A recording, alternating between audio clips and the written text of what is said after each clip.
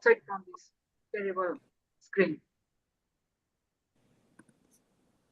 So we can start, Durga. Tell us to start. Not yet, sir. It is. Okay. Oh, now start. Start. So we can start. Yes, Durga? you can start. We are Tell live us now. to start. Yes. Yes, we are live. Not yet, sir. It is. You- Oh, now start. Start. Okay, I'm starting. Hello, welcome to all of you. My team of speakers as well as audience who is viewing this program live from YouTube.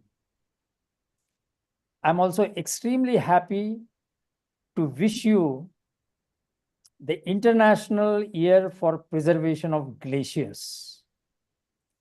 And it is for the first time the United Nations is drawing the attention towards the status of glaciers from whom we get most of the fresh water, but 70% of the fresh water is stored there in glaciers.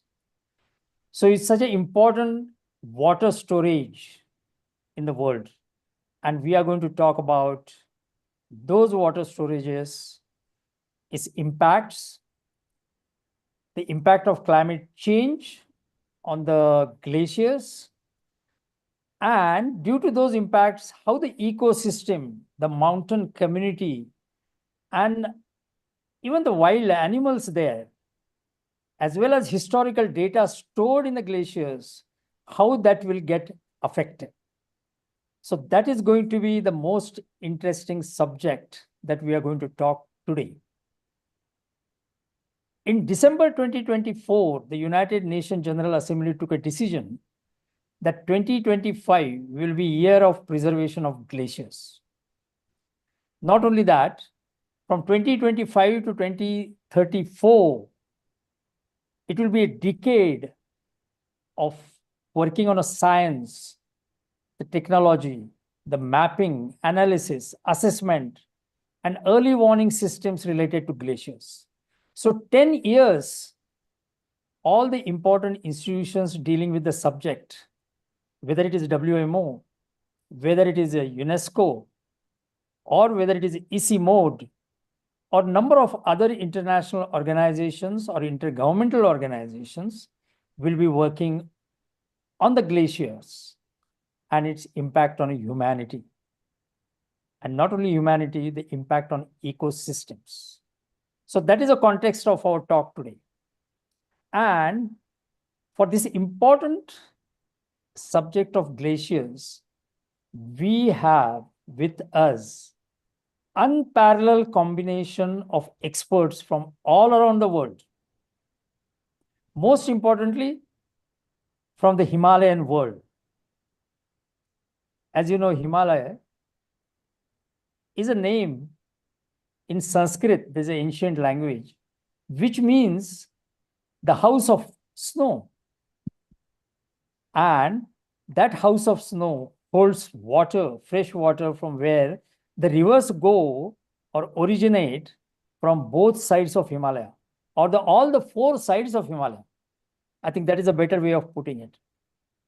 And these experts are, number one is the young one, start with the youth, that is Felipe Borato. He's from Mexico. And he works on some of the startup activities related to use of water or optimize use of water in agriculture. And he intends to use the artificial intelligence and the other digital technology. And we will hear from him the topic. The second one is a Finu Shrestha. She is a research analyst on glaciers, and she is studying the impacts of melting of glaciers on a system which is riverian systems, the mountain communities, and also the risks that arise from there. And then we have two brilliant experts on glaciology, which you will not have opportunity otherwise to talk to them. And the first one is Dr. Mahendra Pal Singh Bisht.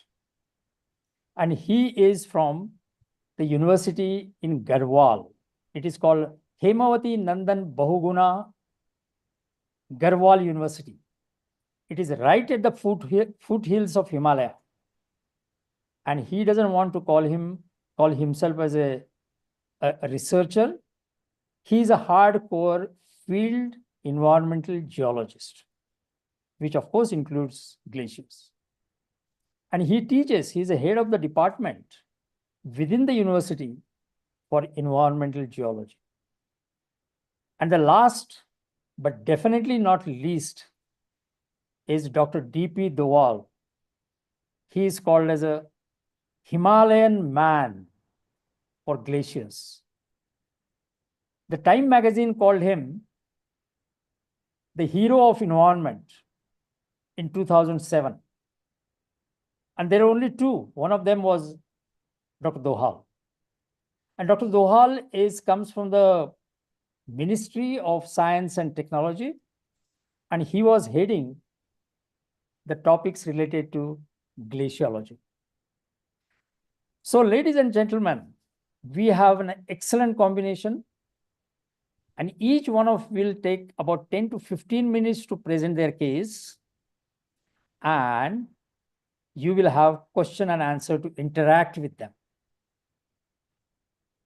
So let us start.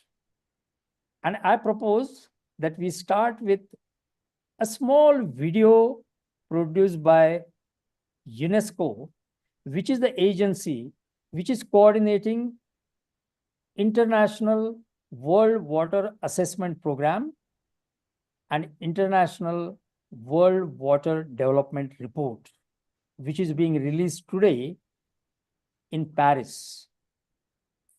So may I request Durga Kamath, who is an environmental architect and senior project leader of my organization, Green Pear Foundation.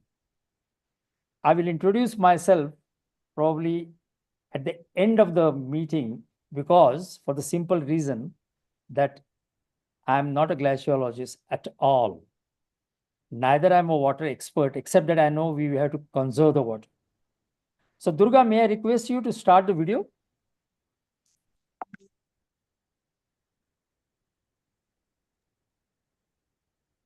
Reenu ma'am, can you please go ahead?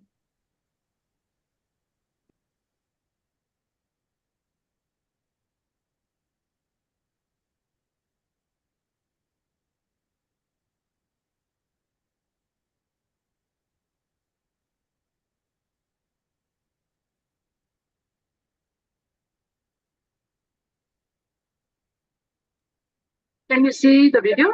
In a world that is experiencing the first impact of change, one of the most Yes, it was playing well. You can start.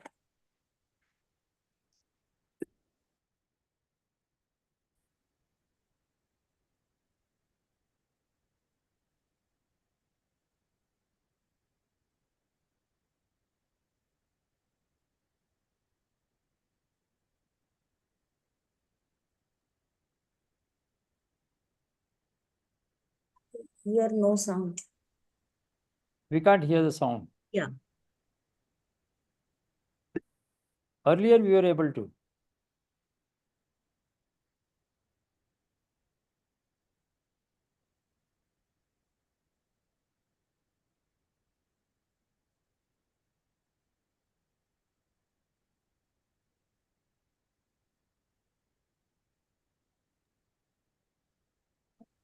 You will have to click on share sound while sharing your video at the bottom. So you may stop this screen sharing and then again start with. Is it something to do with Finu being on a mute? No, she'll have to just share the screen, and while sharing, she has to just click on share sound option. Okay.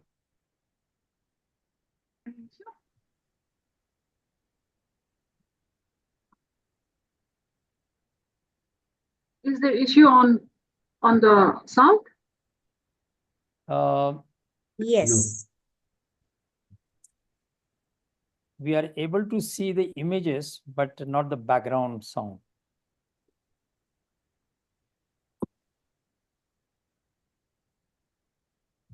Share sound.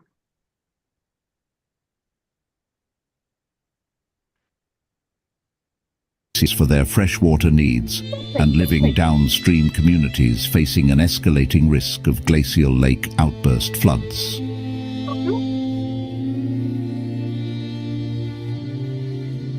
Collaborative efforts are crucial.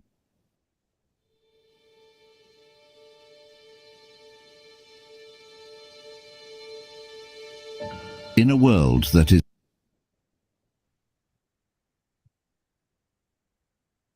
That was working well. That was working well. Please go ahead. experiencing the first impacts of climate change, one of the most significant transformations is occurring in the cryosphere. Glaciers, once emblematic symbols of snow's timeless accumulation, are now disappearing at an unprecedented rate, leaving a profound impact on our environment and communities. As global temperatures continue to rise, these ancient ice formations are receding faster than ever before, and the consequences reach far beyond the cryosphere alone. Glacier retreat contributes significantly to rising sea levels and threatens the delicate balance of our ecosystems.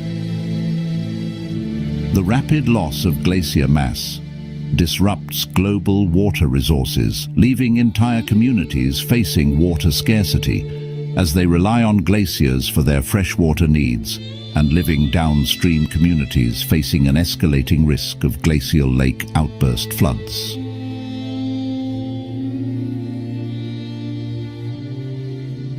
Collaborative efforts are crucial to understanding and addressing the complexities of the cryosphere's changes, and to protect glaciers and their ecosystem functions. UNESCO World Heritage Sites are already witnessing this accelerated melting, with glaciers in a third of the sites set to disappear by 2050. In December 2022, the UN General Assembly declared 2025 as the International Year of Glaciers Preservation, accompanied by the proclamation of the 21st of March of each year as the World Day for Glaciers. This international year marks a global initiative aimed at raising awareness about the critical role of glaciers, snow and ice. It will highlight the economic, social and environmental impacts of the impending changes in the cryosphere for our climate, ecosystems and our communities.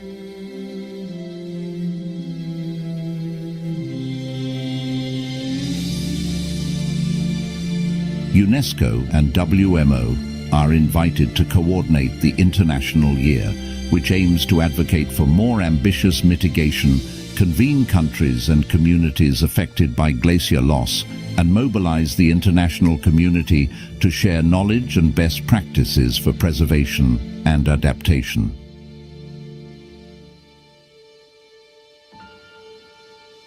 The International Year therefore provides a unique opportunity to preserve these invaluable resources and encourage collaborative efforts to safeguard the delicate balance of the cryosphere.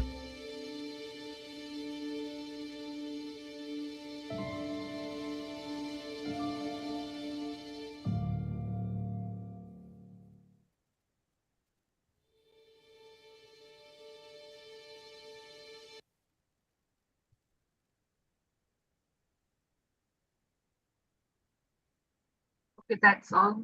Thank you. Thank you. Excellent. I think that puts our discussion today in a perspective. It's very clear to us that glaciers are not just white mountains. They play a critical role in our life, the life of all the animal kingdom, including human beings on this earth. In terms of economics, the glaciers represent the service providers to the ecosystem in the world. They provide a service of not giving the water in the river because it is stored in the glaciers, but through the rivers, it comes to us by gravity. So that way, the gravity is also providing as a service. It comes to nearly our doorsteps. And the whiteness of glaciers also provides us sort of a protection from climate change because it reflects the sun rays. On top of it, the glacier water is known to provide the mountain people. And the mountain people population in the world is anywhere between 15 to 25%. To those communities, it's a lifeline. And it is important to know that they also produce energy due to the hydroelectricity through the water which is melting from the glaciers. But at the same time, there are also threats to us. And that threat has come mainly because of our activities which contribute to the global warming.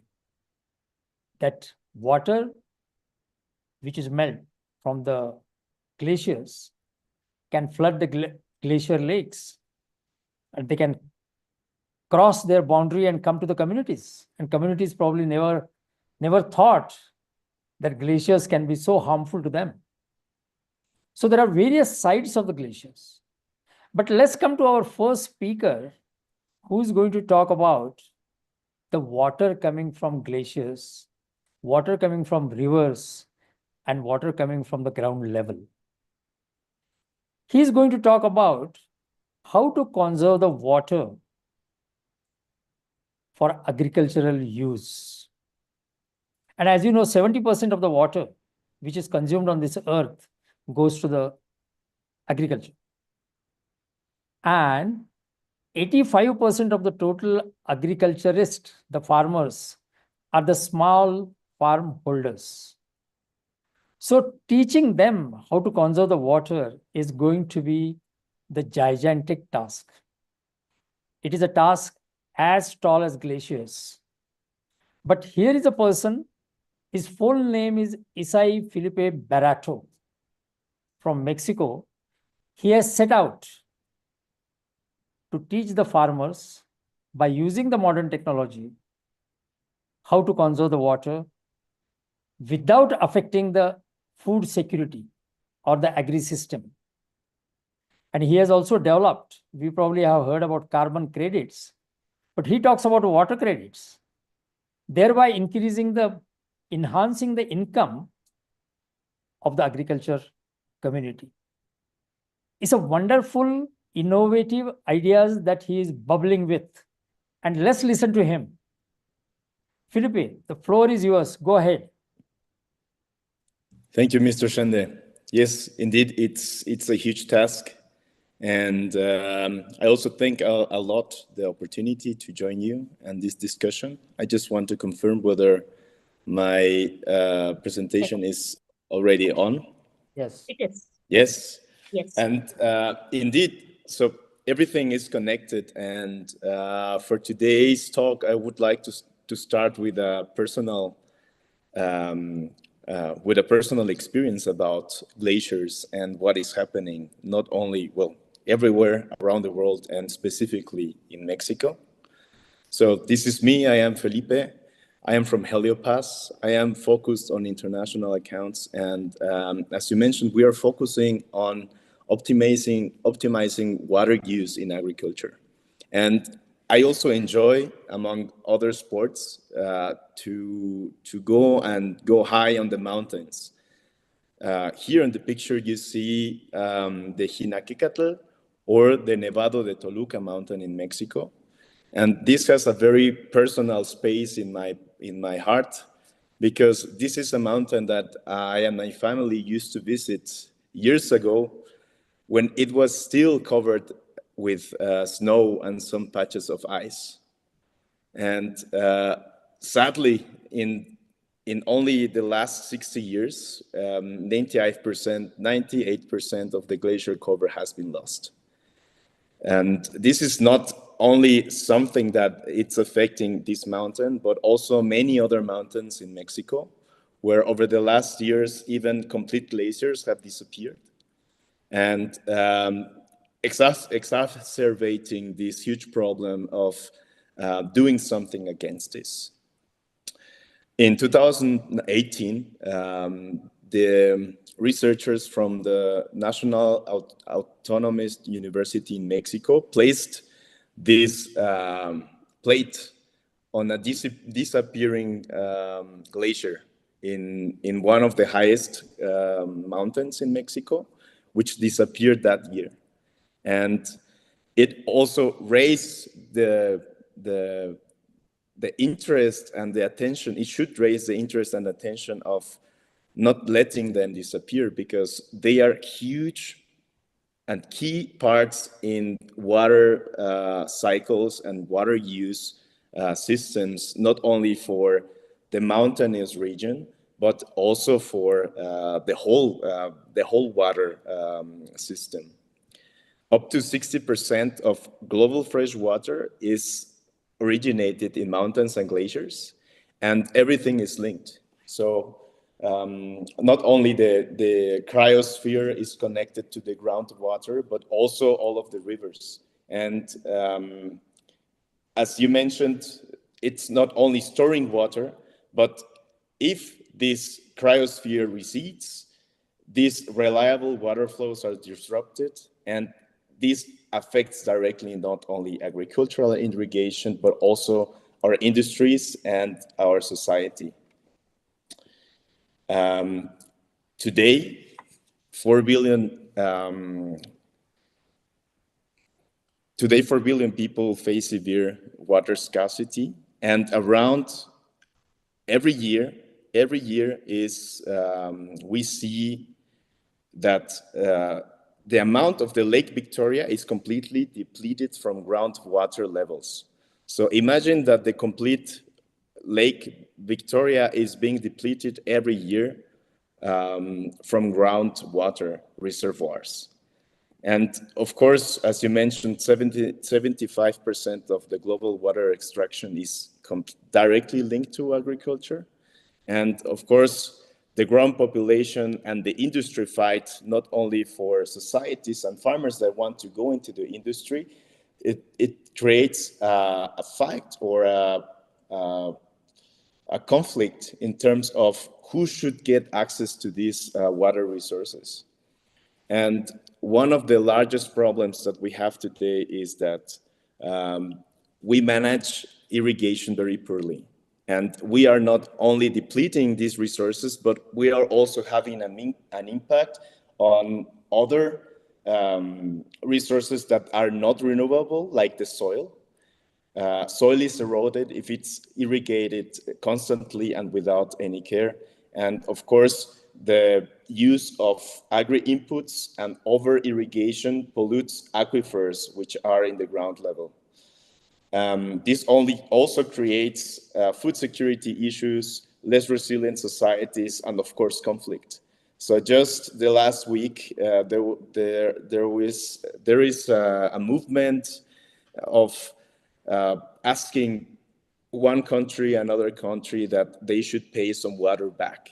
So these water credits that we're talking about, they are already existing there, but we are not seeing it very clear. Because today, in agricultural ecosystem or industrial ecosystems, 1 cubic meter of water is only valued at $0.15 or even a little bit over 50 cents of dollar. But this is completely out of our mind, because most of these resources are non-renewable, and we are not seeing the big issue of not managing this resource efficiently. And I would like to start with one very important problem that it could be that it's very far for glacier ecosystems, but in Mexico specifically, over 90% of the total area is affected by extreme drought. And in the last years, we have been seeing very strong climatic events like extreme droughts or extreme floods. However, the issue of not having the glaciers do not allow to have a buffer system in which the aquifers can be replenished efficiently and fresh water can be stored. So we see a descending number of dam capacity over the last year, but however, we see an increased volume of vegetable production in my state, for example. And again, I ask myself, how are we managing this? We have depleted water resources. For example, in these states that we have 20 aquifers, 90% of them are overexploited by 50%. So then how do we value water? And then this is the question of not only how much are we paying, because we're only thinking about the electricity and diesel that we use for the pumps, maybe the operational tax and so on, but how much value is really water and using it efficiently. And the problem is that we are not measuring it at all. We are only measuring things like diesel, like electricity and people who are working around water, but the real value is hidden, and this is the shadow price of water. However, we also need to feed a growing world under this water stress. And at the moment, there are amazing companies, amazing people launching solutions into the market to achieve food security. But sadly, most of these initiatives they're either expensive or they need some hardware, or people are not prepared to transfer this knowledge to farmers to work efficiently. So farmers are under pressure around the world because they do not only have to deal with climatic events, with certifications and some governmental pressures to achieve manual documentation, but they also have this gap of getting the knowledge that allows them to work more efficiently or implement sustainable practices, or even they lack the financial power to buy semi-automatic or improved irrigation techniques. And with this, I want to show you that there are amazing initiatives of organizations. For example, this is from Spain, in which they are providing farmers with live data about the temperature, evapotranspiration, and there are other companies that are doing a great job of implementing soil sensors in the field to improve and optimize irrigation. However, it is still too difficult for a farmer to interpret this data and then relies on people.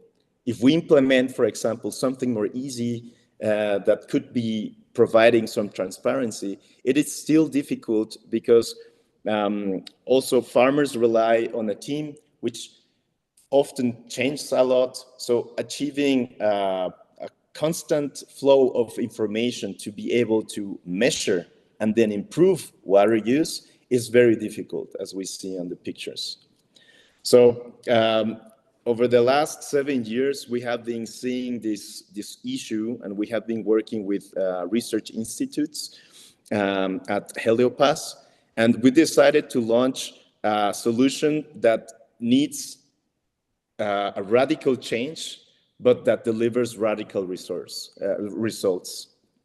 So we are one of the first sensorless AI irrigation management and control platforms that are using AI not only to measure the soil moisture and crop phase, but we can also provide irrigation recommendations after just some clicks. It's super easy to use because we use not only the information that the agroclimatic stations provide, but also what farmers are doing. So they can log all of these irrigation activities and inputs that they work with when they apply an irrigation task, and they can upload it, and we use the information to calibrate the models and algorithms that we have to provide reliable and live irrigation recommendations. The advantage of this is that we can work with or without hardware. So if a farmer wants to improve and automate their irrigation tasks, we can also do it via an API that can be connected to our platform.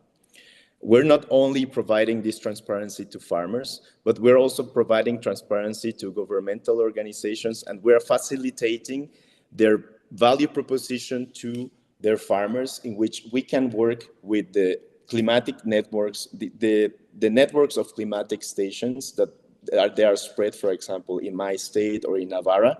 We are getting this information and processing it to present it to the farmers in a more digested way, like an irrigation recommendation.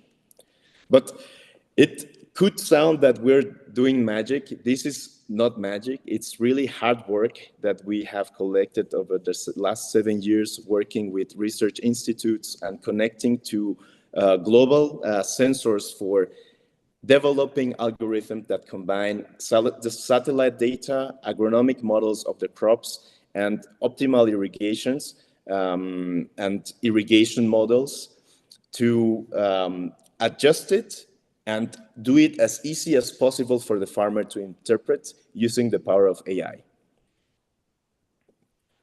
And using this technology, we're not only providing transparency, but we are also opening the opportunity of governments or other organizations or even farmers association to align into these efforts of using water more efficiently.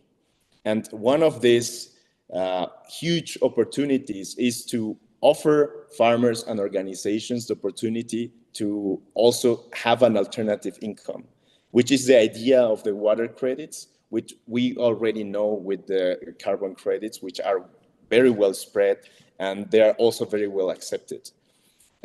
It wasn't easy to develop, but just as a very, very simple idea, the amount of the cubic meters that you can save by using our technology or any technology could be incentivized with a water credit, which then can be an alternative income for smallholder farmers or for huge organizations that want to have and improve their sustainable footprint.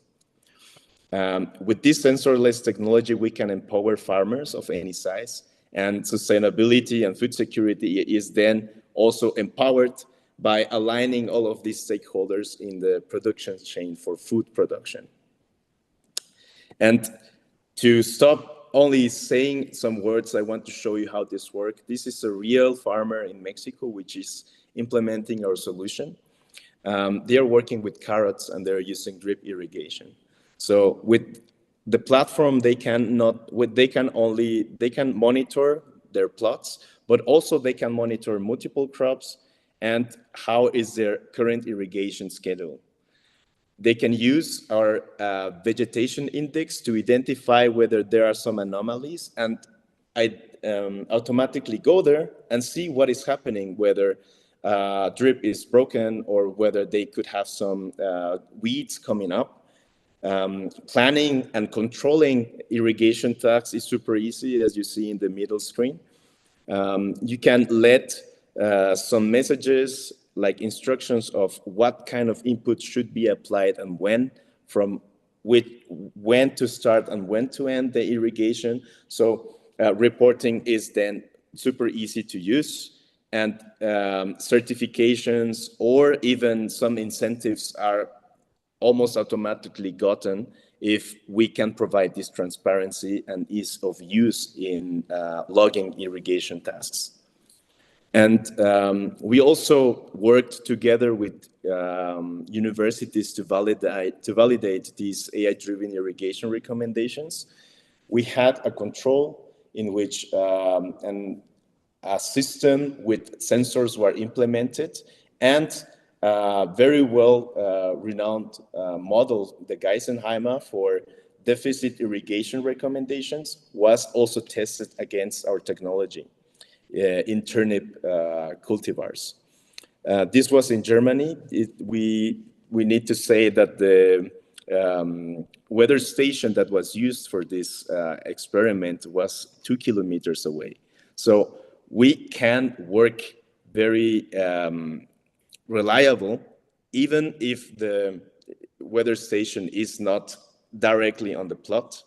And after our experiments, we saw that the irrigation cycles were reduced. Of course, you can say, okay, it was only one irrigation cycle less, but we did not have any difference in yield or crop quality. So it is still good, because if we're talking about 80 hectares, this sums up into a bunch of water.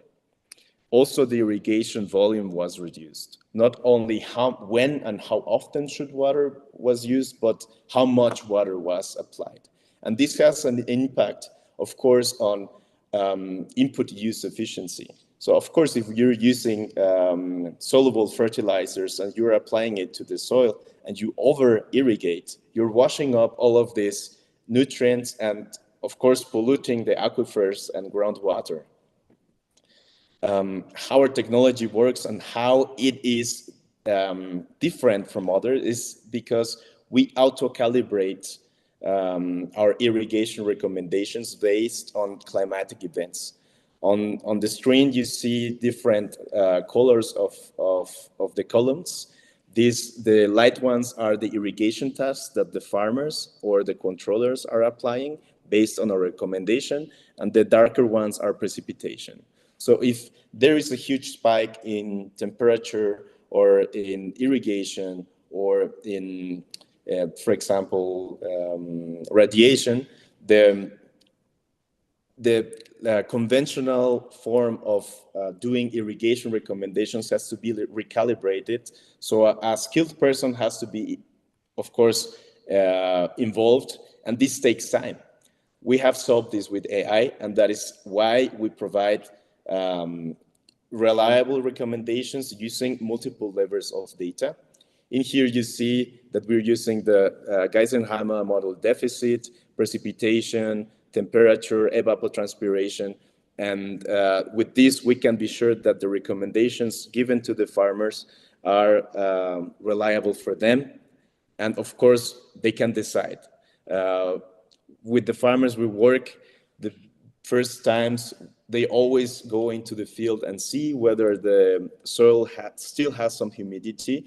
And this is completely a good practice. Even in automatic irrigation systems, there is a control that has to be done. And coming back to the results, I just want to show you that we did not have any significant difference between the average size of the turnip bulb and also on the weight.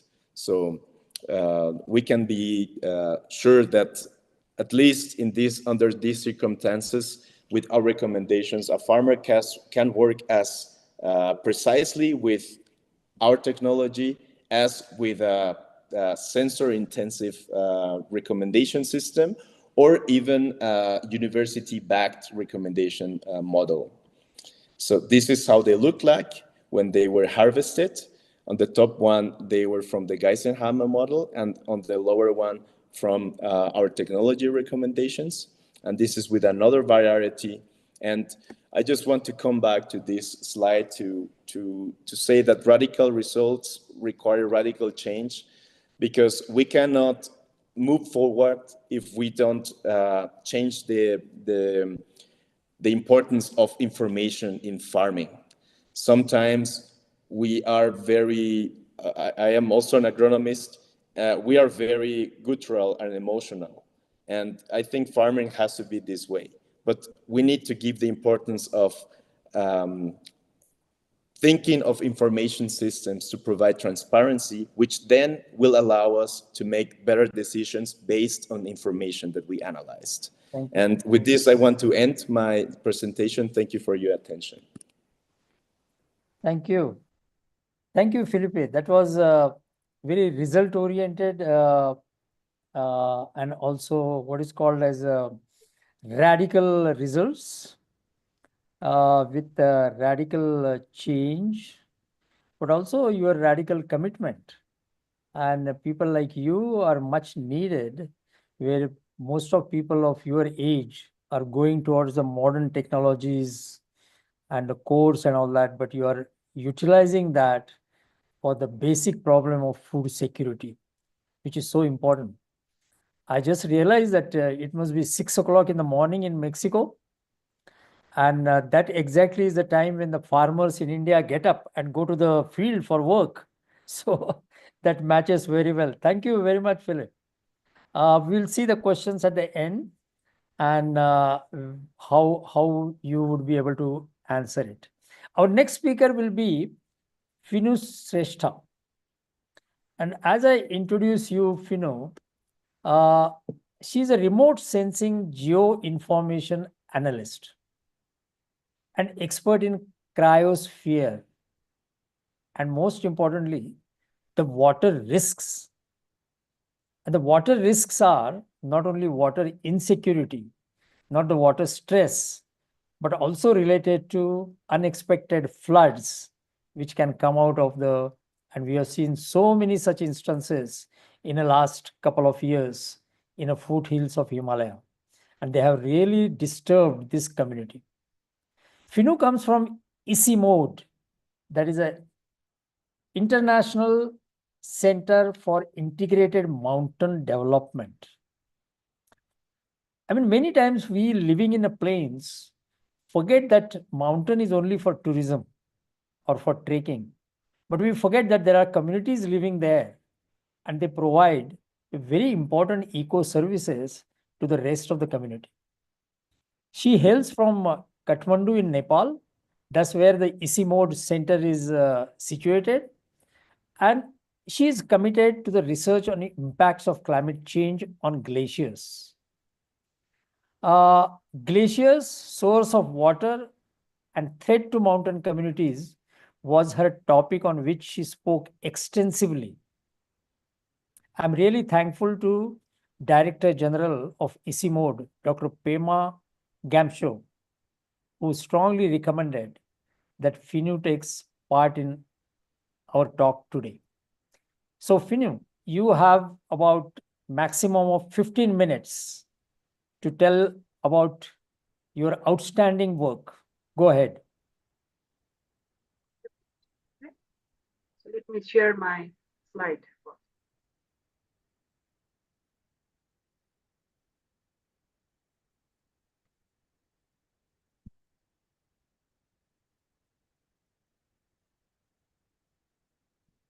Yes, we can see. So good afternoon, everyone. I'm Finu Srestha, working in ICIMOD from Nepal. So my topic for today's slide would be glacier margins, water gaps, and glacier-associated hazards are the threats to mountain communities. So to begin with, glaciers, as everyone knows that glacier is a frozen water part of the Earth's hydrological system. It provides fresh water and ecosystem to the humanity. Glacier is also a key indicator of climate change. Saying this, you can see on the picture, the above pictures, it is the Khumbu glaciers in 1950s, and the same glacier in the below picture, you can see that due to the melting of the glaciers, there is a formation of glacier lakes. So it is a glacier is indicator that because of climate change, glacier are melting and there is a formation and expansion of glacier lake. So this data information is from the ICIMOD Highwise report. This data indicated that if we keep world temperature at 1.5 to 2 degrees centigrade, the glacier in the edge case will lose by 30 to 50% of their volume by the end of this century. Again, if the temperature are kept at 3 degrees centigrade and 4 degrees centigrade, the glacier loss will be between 75 to 80%. However, the melting does not happen in the same trend across the region. It depends on the various regions, and also the melting are elevation dependent. So going into this recent publications by Gambe, it shows the global mass balance change. And it indicated that between 2000 and 2023, on average, 273 gigaton of mass loss will happen annually. And if we compare between the regional and the global mass loss since 2000, it says that glaciers have lost between 2% and 39% of their ice regionally and about 5% globally. And how about the regional contributions to the global glacier mass loss? It says that largest regional contributions are from Alaska by 22%, followed by Canadian. And if we see high mountain Asia, where our region lies, it contributes 8% of the glacier to total global glacier mass. And by the end of the century, it's indicated that about 1/4 to 1/2 of the global glacier mass will be lost. So now moving on to the edge case region. A study was done by ICIMOD, so this has still be under progress, but however, we have got the outputs of our regions, and it indicated that between 1990 to 2020, the glacier has lost by 11.6%. And if we compare the decadal-wise changes between each decades, we found out that in the recent decade, glacier has melted much higher than the previous decade. As you can see in the bar graph, you can clearly see that 4.9%, that is the recent decades, it has lost the glacier by very much amount percentage. And if we again go to the right side of the pictures, it shows the comparison of the various regions. And the data indicated that Central Himalaya and Eastern Himalaya lost the most of the glaciers in the recent decade. And also if we compare with the other decade periods, the recent decade has indicated the highest rate of melting. So retreating glaciers and less snowfalls have indicated the implications of a hydrological pattern in our water system. So similar study has been done by Rosa and has been published this year, and it talks about, or it quantifies about the baseline water gaps and future water gaps. Under the baselines, global water gap stands at 457 cubic meter cube per year.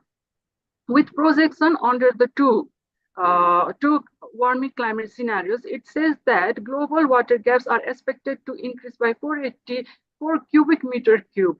However, further increase to 527 if the warming scenarios is kept under 3 degrees centigrade.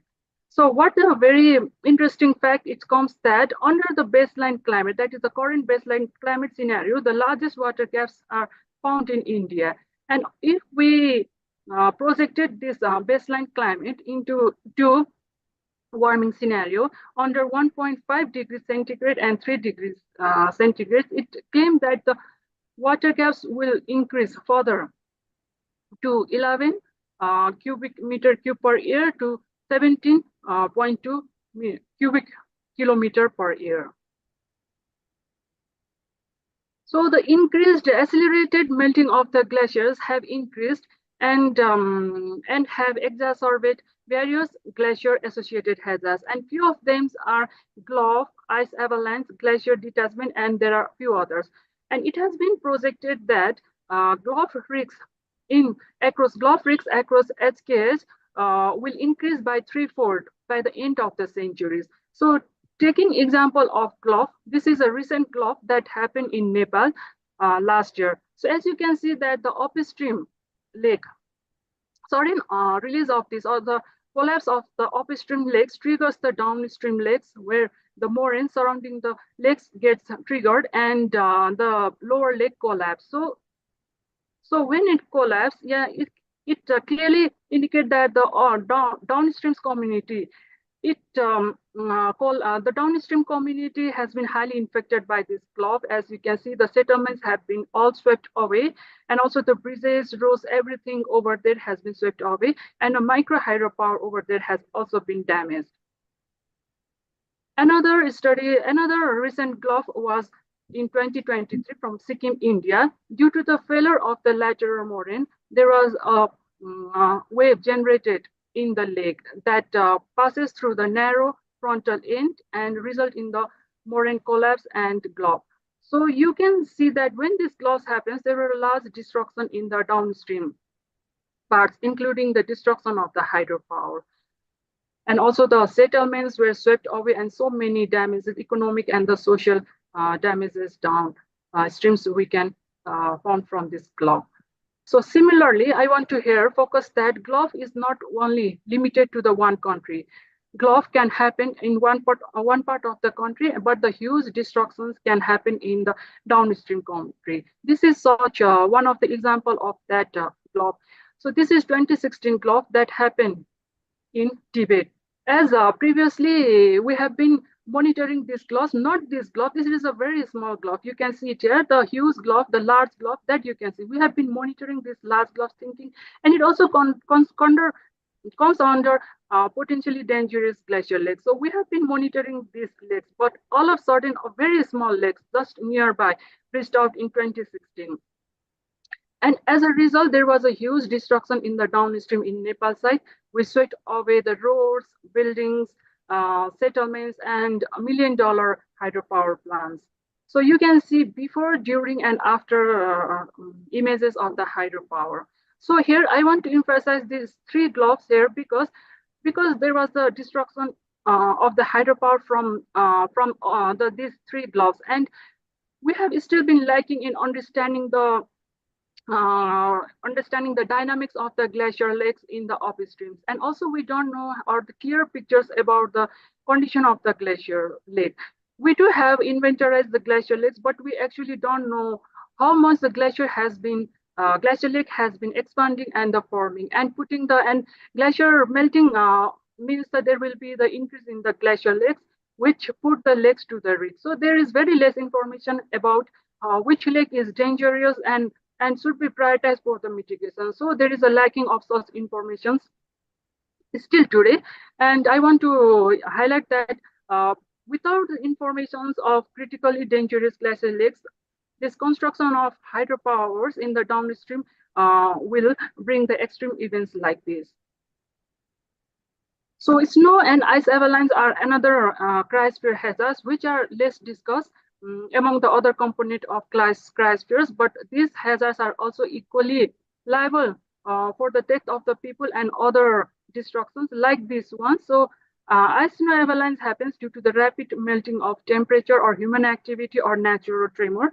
So the losses and the consequences you can see in the picture is that the death of the humans and animals. In the circle, you can see two people.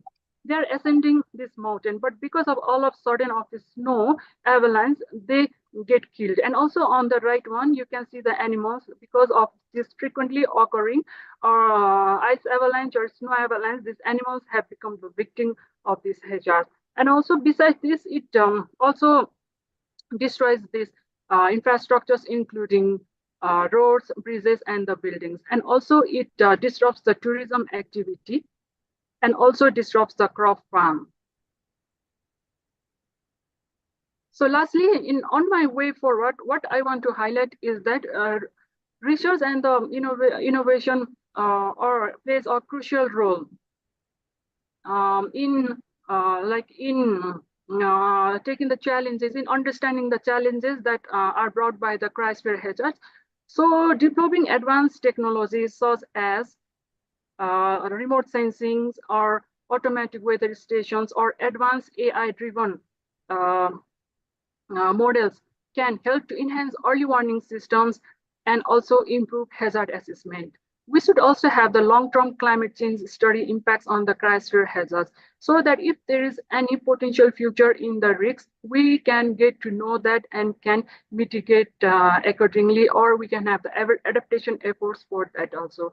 Regional cooperations is a key role for addressing the challenges regarding the transboundary issue, who shares the glacier meltwater, and strengthening the transboundary collaboration helps us to share the data, findings, and best practices, even the technology and the techniques also to reduce or minimize the risks associated with glacier hazards in the future. And also the regional cooperation helps to develop the adaptation and risk management solution that can resolve the potential risks occurs from GLOF or any other associated hazards with glaciers. So identifying cryosphere risks and develop a comprehensive adaptation framework for supporting the vulnerable community in transitioning to sustainable livestock. And most important is the capacity building of the institute or technical experts or the community members, so that they also have ability to monitor the glaciers, know the condition of the glaciers in the upstreams, and can also disseminate information about any potential risks to the policymakers or the decision makers, so that they can act on time and take action. And last but not least, I would like to focus on promote gender equality for empowering women in cryosphere science. Thank you. Very good. Thank you, Madam Pinu Shrestha. I think you put it in a very logical way. We realized it that too less water is a stress. Too much water with flood is also a stress. So I think water is a dilemma, and the glaciers are the origin of that dilemma. But yes, I think you put it right, that we need to manage this event and we have to manage this situation. So just like we talk about electrical management and financial management, I think there should be a subject at university level, what is called as a glacier management. We don't have much of a water management, but there are some institutes talking about water management. But one more thing which you emphasize is the cooperation. And I was talking to Professor Bisht as well as Doal, and they have the experience that a lot of work is being done, but it is not being shared. And we have Andes Mountain, we have Chilean Mountain, we have Alaska, we have Himalaya, we have Kazakhstan, Central Asia Mountain, plus we have Alps. And a lot of studies are going on. So I think ICIMOD's role becomes so important to get the communities and countries where this work is going on. For example, in ICIMOD is a sort of an center consisting of Nepal, India, Afghanistan, Bangladesh, Bhutan, China, India, Myanmar, and Pakistan. But I'm sure ICIMOD can expand further and have the regional hubs at various places. I'm sure this will be talked about by our most senior glaciologists that are waiting in the wings to talk to us. So let me invite now Professor Bisht, Mahendra Pal Singh Bisht. And the best way to introduce him that the way he has seen the good part of glaciers, he has seen the bad part of glaciers. The recent disasters which have taken place in places like Badrinath, Kedarnath, and a number of other places. And he is involved in rebuilding it. It's not analysis of that. It's not only analysis of disaster, but is also taking the further steps that how we can regain that life, how we can learn the lessons from that. And I think that becomes so important. Finu, madam, I think you touched upon more research needed, more capacity building needed. And that's where my organization, Green Tear Foundation, comes in a picture. Because our audience is the university students and the faculty, because we feel that they have a capability of addressing these issues in an urgent way, and they have the capability to innovate, because you also mentioned about research and innovation. They can really innovate the things, and we will hear some of these innovations from Professor Bisht. So, Professor Bisht, I give the floor to you, and we are extremely keen to listen to your ground level experience. Thank you, all my audience, experts, those are already given their views, one from the agriculture part, another from the Himalayan glaciers. Yes, of course, we people are, residing in the front of these glaciers. So, as you know, the most affected people, those are living in the mountainous terrain, like we, uh, day by day, time and again, though we know all, the glaciers play very vital role in the life support system since it has a water, and water is a very important constraint for the life. But there are some constraints. Every science, every process has got two important things or the role in the system, that is negative as well as positive. So, yes, of course, water is needed. Glaciers are there. We always worried about the health of the glaciers. We have good scientists over here, either from ICIMOD or from the Wadia Institute, or a number of people. Those given their life to the study of the glaciers. My basic concern is to introduce this system with the younger generation as a teacher, to interact with the science with the younger generation, and the with my experiences, how to work, how to safeguard ourselves from these negative part of all these processes. So, friends, but you know,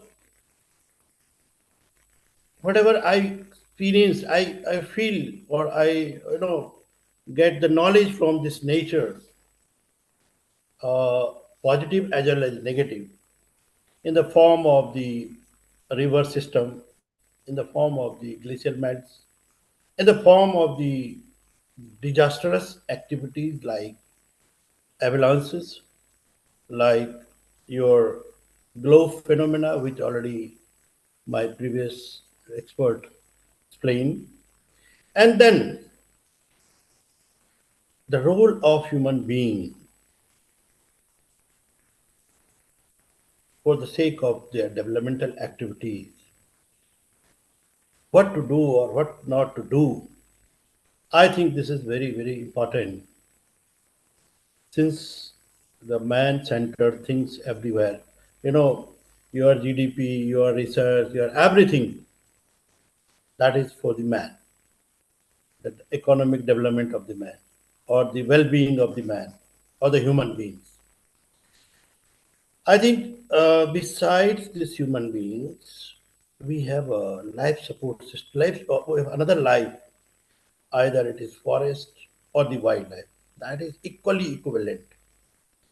Uh, I'd like to share my slides, and through that, uh, yes, entire screen share. No, just a minute, huh?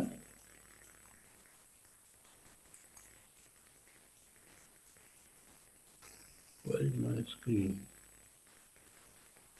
Window.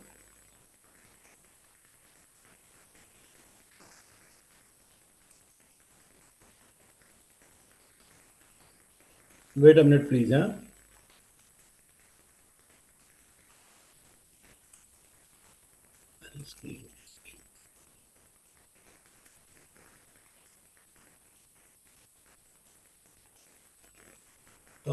It's not coming up. You need help? So Yeah, once I need help. click on share screen, Yeah, I'm just you clicking will on. see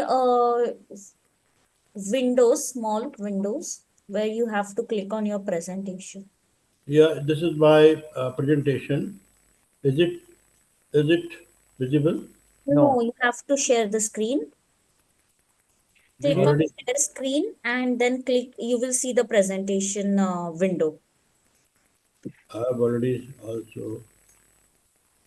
the share button is at the center, right, Yeah, Durga? green one, no, green Yes, one. green one. So you click That's on Yeah, that. yes, I did, and then window. uh, Yes, yes.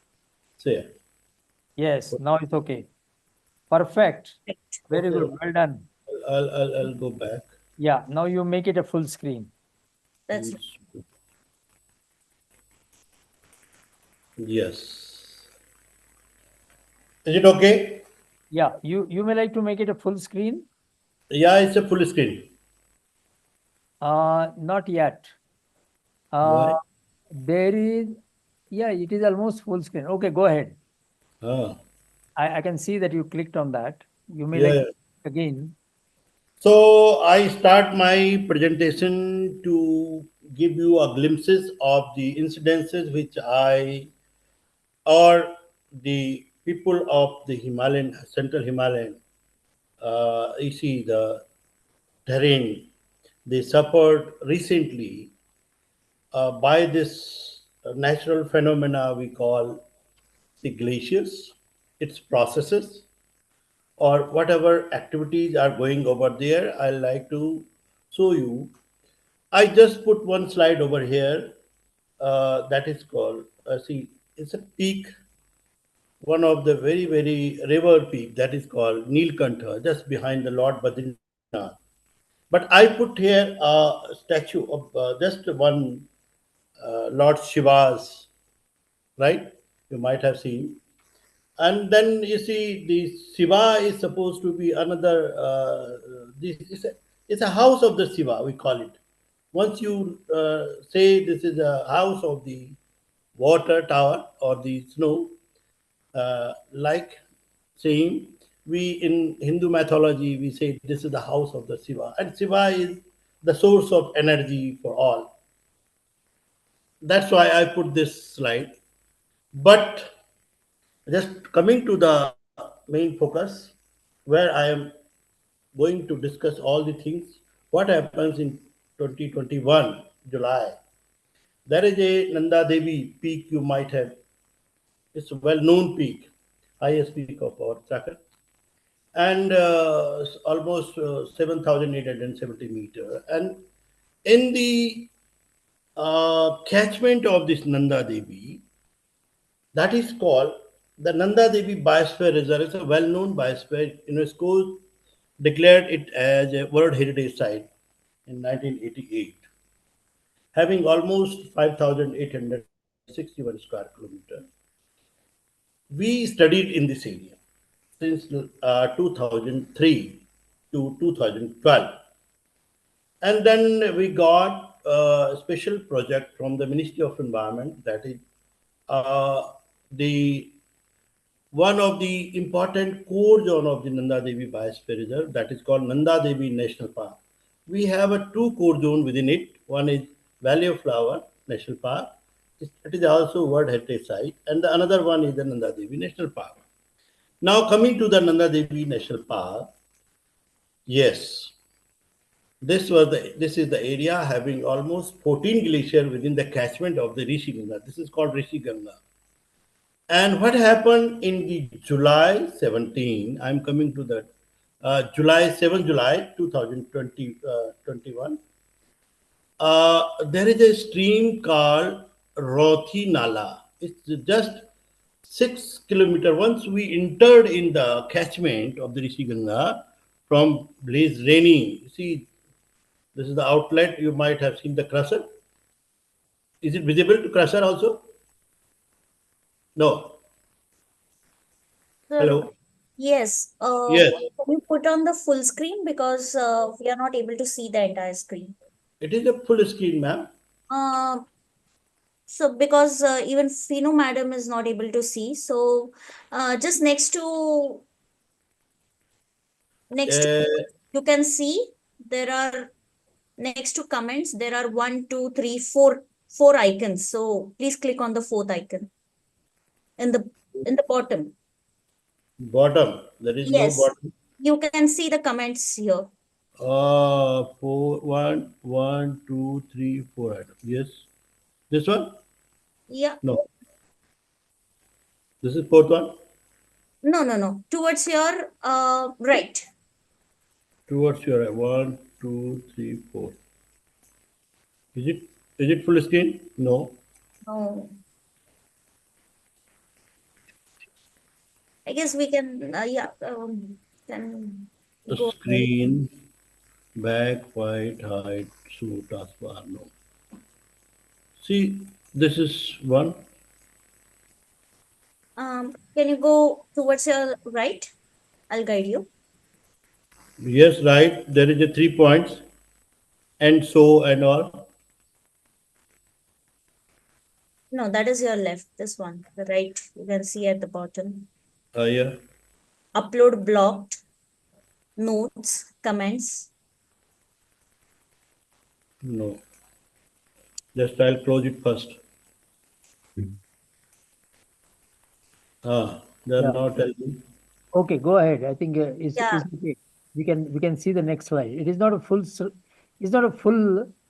screen, but it serves the purpose. Go ahead. It serves the purpose? Yes. Okay, I'll enhance it.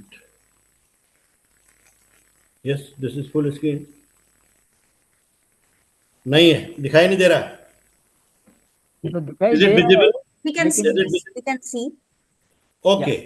Now coming to the point quickly, this is the one of the river that is called Rothi, and which rises from the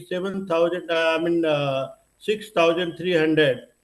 Yeah, here 6,063 meter. So what happened here? See, this is the synoptic view of that. Rishi Ganga and all the 14 glaciers are just gushing to this Rishi Ganga gorge.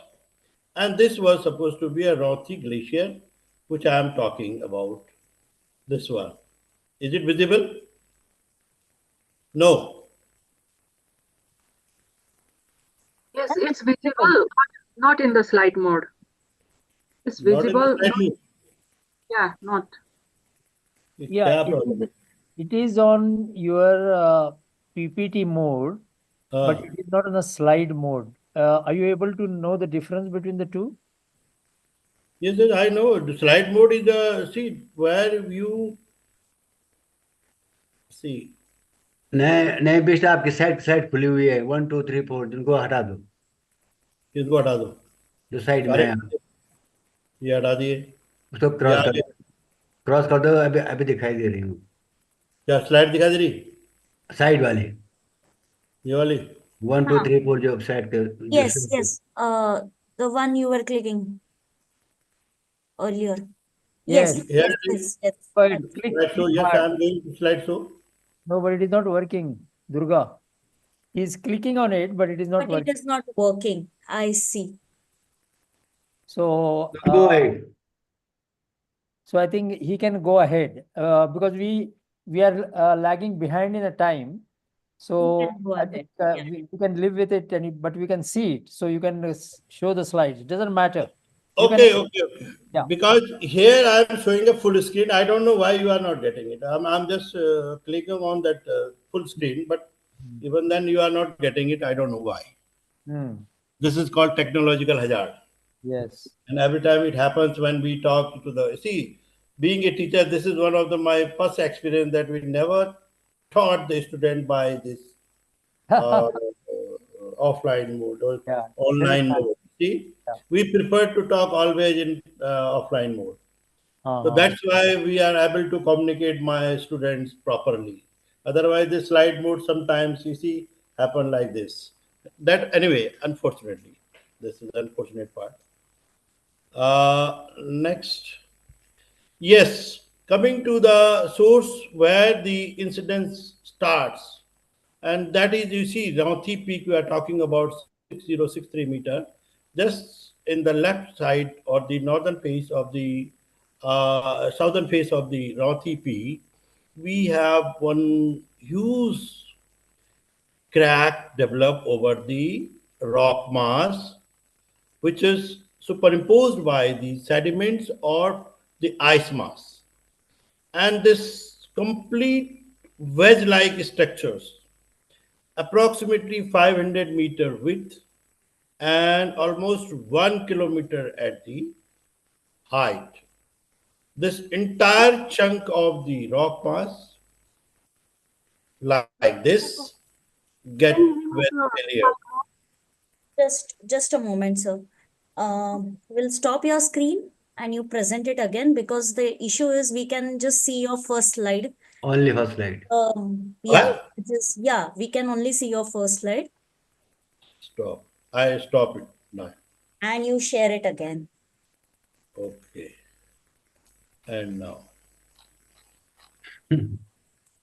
ये बड़ा दिक्कत है भाई साहब देश के अंदर. Now it's okay? No, Even, oh, what happened then?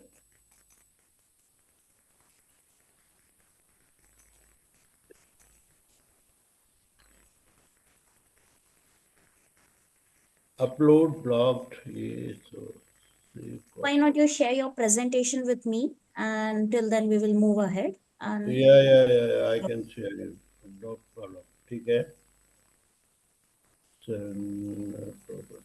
Yeah, Professor Bisht, I think we are getting late. Yes. You What I can propose is send will you be able to send a presentation on chat? Probably. Yes, this will I'll send my presentation to you people. you can send to me, and then I send it. I'm directly sending to you. Yeah, but you keep on talking. I mean, it's okay. We understand what you're talking. But see, are you not getting the slides? Okay, can we move to the next presentation of Dr. Doval when Yes. you keep on trying your slides, and we get going on Professor Doval's presentation? Will that be okay? I don't mind. Yes. Okay. So, Dr. Doval, Yes, please. see, I just wanted to tell the audience that we have this extraordinary panel which have a direct hands-on experience. Working when we talk about how glaciers are melting, actually Dr. Doval had gone and measured how much thickness of glacier had gone over the span of some years. He has also seen if that Gangotri glacier gives the water to the Ganga river, then how much of that water is a glacier water? So all this data he has collected, his team has collected, and he has a perfect knowledge of it. And that's one of the reasons why we decided that Professor Doval would come last, because he will have a last hit to tell us that, look, wake up, you have to do something about it. And not something, but something very definite. And he has those ideas, because I strongly believe that those who have hands-on experience have the hands-on ideas. And those ideas, if implemented, they will work. So Professor is a very renowned scientist in Ministry of Science and Technology. Now, what is photomanagology? Yes, and he's a renowned scientist on glaciology, one of the oldest. And Time magazine has recognized him as an environmental hero. So what more we can have to conclude this particular session, except that we listen to him, what he has to say. So Dr. Doval, go ahead. Yeah. Thank you, Dr. Rajendra ji, giving me this opportunity to be part of this unique day of the glacier, which is very touching for me also. I'm also welcome to all the panelists, experts, and audience, those who are here in the glacier. Lot of things you have already listened from the Dr. Fenu from the ICIMOD, Dr. Felicity, something like that, from the Mexico. And I am wondering that he say one of the in the Mexico one of the glacier is completely disappear, and it a little bit wondering if this glacier was the only glacier in this area, larger glacier in the area, or it was a small glacier. This also depend on the this thing also. But here I am for the Himalaya. And I will talk about the Himalayan glacier. You can say the HK Himalaya, Hindu Kush Himalaya, all entire Himalaya, entire span Himalaya. But I will touch, my work is basically in the Indian Himalayan glaciers. However, I will also work in the ICIMOD. We have had an opportunity to work the Langtang glacier. I think Miss Fenu is also known me, but because she was also in this training program. And beside that, I have a continuous visit to the IC mode to work to discuss about the Himalayan glaciers, what happening there. So I think my presentation is not open. I should remove that. Please share your screen. Yeah. But again, the problem is same, no? Is my this presentation is visible to you? No, No. not yet. Not yet. You can open your presentation first and then share your screen. It is open, it is here, already here. So click on the green arrow that is there at the bottom Yeah. and say, click on the presentation video. Yes. Okay. Yes, we It's can. coming. Coming. Yes. Correct. Now Correct. he should Okay. now he should click on a full screen. Yeah, now it is full screen. Yes. Sorry. Yes, go ahead. Perfect. Go ahead. So welcome to this event, and just I'm going to speak about the Himalayan glaciers, particularly in the Indian part of Himalaya. And my topic is that the Himalayan cryosphere, understanding the changes in the face of climate change. You know, glacier is the simply a mass of ice, solid mass of ice, which moves slowly, uh, just like a river, and formed by the accumulating of the snow from many years. So it is a dynamic body. It always keep in the moving, and it is very sensitive to climate. So whatever we did in the Himalaya, what we see the Himalaya, I am going to present this only. So before that, this is a picture, a complete scenario of the world and distribution of the glacier in the world. You know, the maximum snow cover and ice cover, you can say glacier in the Arctic and Antarctica, and which is almost 97%. Remaining is the distributed other part of the Earth. Like you can say the Asia, it is containing about 77.77% of the total glacial area of the Earth. So this 77 is a very big amount, and it is a large area. So it is also called the third pole also. So I will begin with my this lecture with background, extent, glacier monitoring aspect, observations and fact, and challenges and gap areas. So let us start with the Himalayan glacier. Is an important component of global cryosphere, occupying the highest mountain in the world and hold the largest amount of the ice outside of the polar region, and that's why we call it the third pole.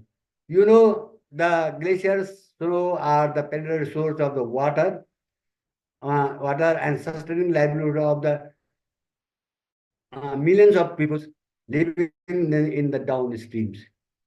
But these glaciers are also in the phase of retreating like other part of the world. As we also notice that the glacier, the most of the white reported that reduction of the glacier size, snow cover, and this may be turned short and long implication of the water in the river basin and in the very way of affecting the livelihood of the upstream, middle and downstream. Why we study the glacier? So, studying, monitoring, sorry, and understanding of the glacier is important to management of river flow, power generations, conservation of biodiversity, and sustaining of livelihood system of the Himalayan and surrounding areas. So if we see how many glaciers, how many areas of the glacier in the Indian part of Himalaya, we have 4 inventory. One inventory is made by the GSI 2009. They say in the Himalaya, Indian part of Himalaya is 9,500 glaciers and area is almost 37 square kilometer. Another inventory is also from the SAC, Space Science Center, a renowned institute of India. Basically, they work on the remote sensing base. They have also make an inventory and say that there are 32,000, more than 30,000 glaciers in the HKS Himalaya. But ICIMOD also did an inventory, and they say there are the 37,000 glaciers. So the availability of the inventory it itself shows there is some leaking. So the number may be different, but area may not be much difference. So this is one of the point of our this things. Secondly, there is another inventory of RGI 32. They say there are the almost 1,89,000 glacier in the earth and all over the earth. But one thing I could not understand how we define the glacier. Is the mass of snow ice is the glacier? Of course, this is also containing the ice volume and some water content. But if you talk about the glacier is a moving ice body.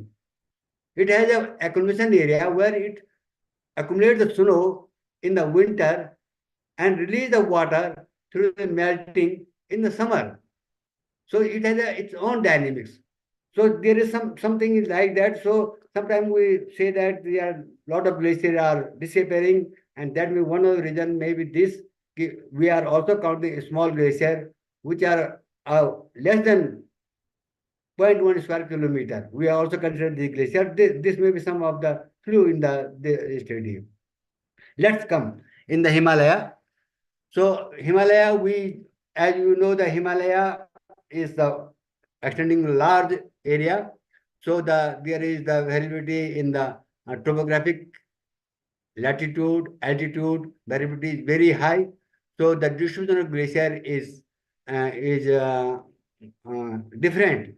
Second thing is the moisture source. We have only 2 moisture sources. One is the Indian Ocean summer monsoon, another which in the and another is the westerlies, which is the good for the winter precipitations. And so on the basis of that, if we start from the northwest side from the Jammu and Kashmir, there is a larger glacier, and maximum glacier is almost 5,000, and likewise the Himachal Pradesh, Uttarakhand, Sikkim, and Shillong. As you move towards the eastern side, the area of glacier is reducing. The snow cover area is also reducing. But the main thing is that the size of the glacier. If you should show this slide, Jammu Kashmir, the average size of glacier is 10 square kilometer, whereas in the Arunachal Pradesh, the average size is 1.4 square kilometer. So that you can imagine how the glacier distributed, and then on the basis of their size, on the basis of their climatic condition, on the basis of their topographical condition, they behave in different way. So this is a simple way of the distribution of glaciers.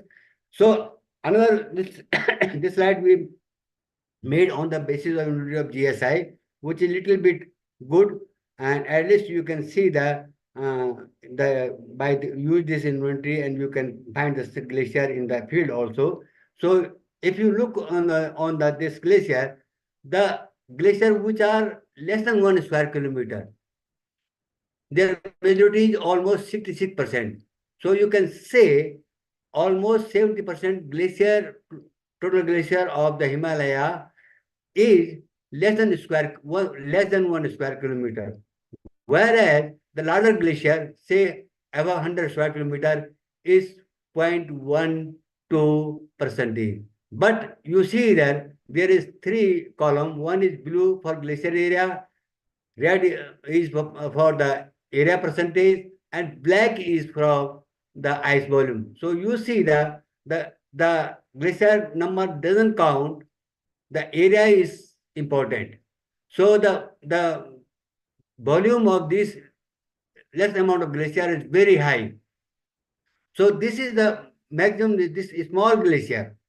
I believe that, I think that, which we say the glaciers are disappearing, glaciers are melting rapidly. So these are these small glaciers. So this point must be considered in the future study also.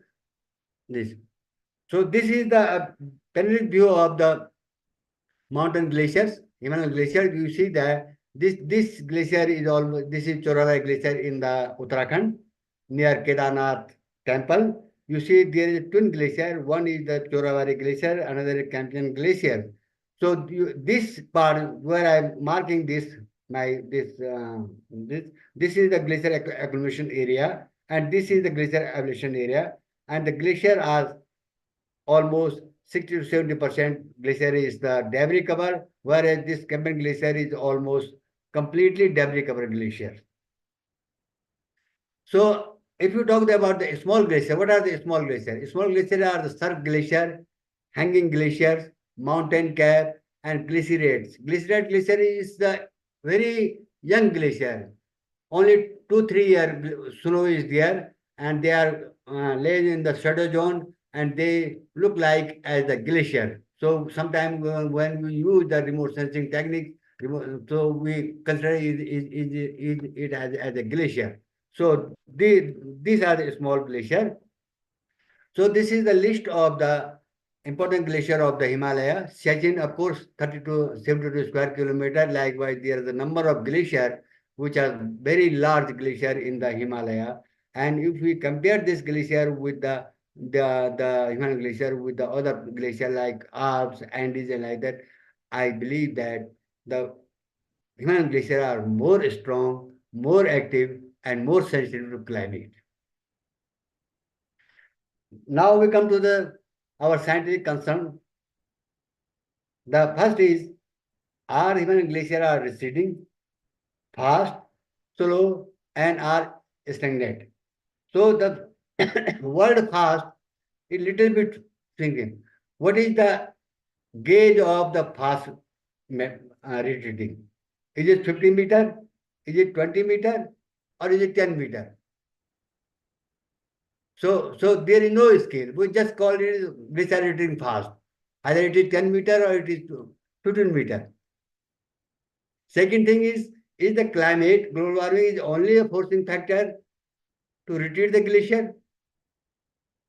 Of course, as we consider glaciers are the product of climate and climate change. So only climate, it just accelerates the melting or just reduce the precipitation which we are seeing nowadays. So the other factor, how the glacier geometry, the topography of the glacier is very important role to develop the glaciers. What is its geometrical shape? Either it is the open space, either it is the valley, either it is the slope, northern slope, south slope. These all factors also work in the to work on the control the dynamics of the glaciers. Next one is what should be the observation strategy? How we monitor this glacier? How we get the data from this glacier? What happening? Either it is climate data or glacier dynamics data to capture the forcing factor while measuring the changes. When we are measuring the changes, so we also see that what are the factors is more dominated. Either it is climate, temperature, or either it is its own morphological feature. So this is also important of this one. So how we monitor the glaciers? What are the key point of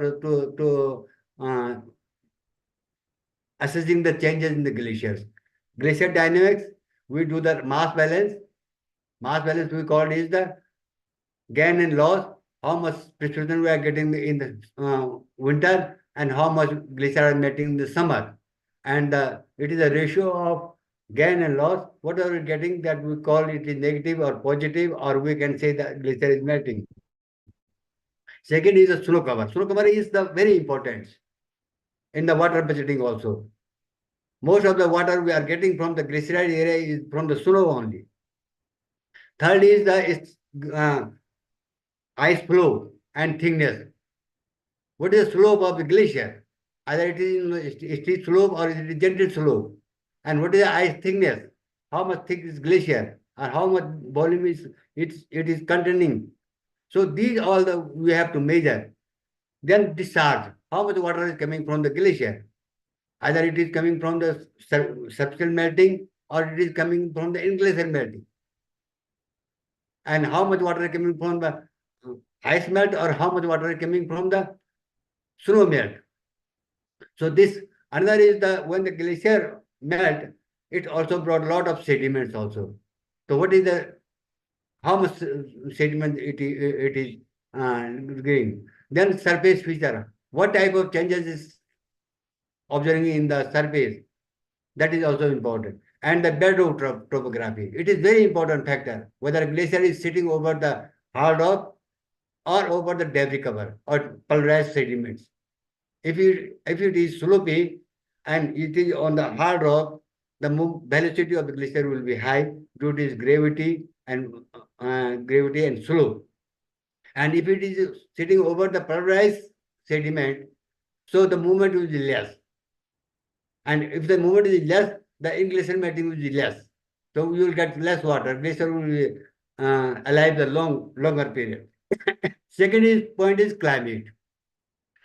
Climate is what we are observing the prevailing climate, ongoing climate of the different meteorological parameters, like your temperature, precipitation, albedo, radiation,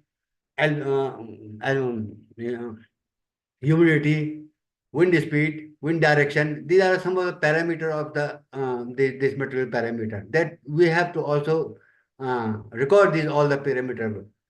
Another is where we have no data because the glacier is very high area. Sometime long back it may be the downside. So we have to see that time of climate. What is that time of climate that we study from the lake sediment, ice core study, dendrology, lagnometry, landform study, and pollen study. Lot of pollens of you also get in the glacier, and which also indicate from where this pollen has come. Either it is come from the Caspian Sea or from the western side or from the eastern side. So based on that, you can say which was the dominant factor of that time. Third is the environment. It is very important factor also. So in that means we have to do the chemical analysis of the water. Is there any mixing of that one?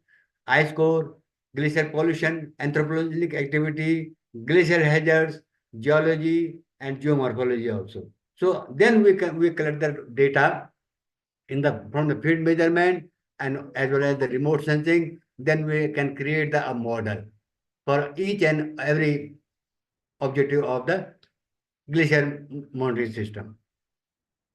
So likewise, if you come there in the India, this is the picture showing you the working how many institutes are engaged in the doing the glacier study in the Himalaya. This map can show that lot of university government agencies are working, and one of them is WADA Institute and the GSI. These are some of the things is that what they are doing. They are doing mass balance or thickness dynamics or only the inventory, only the geomorphology, whatever they do.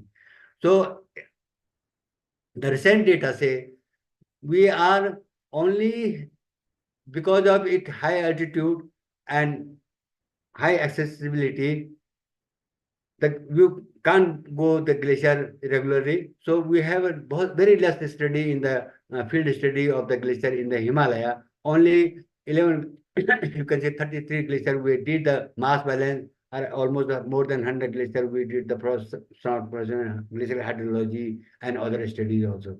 But we have another way, another method. This is remote sensing. It is very helpful tool to work on the glacier density where you can't go that.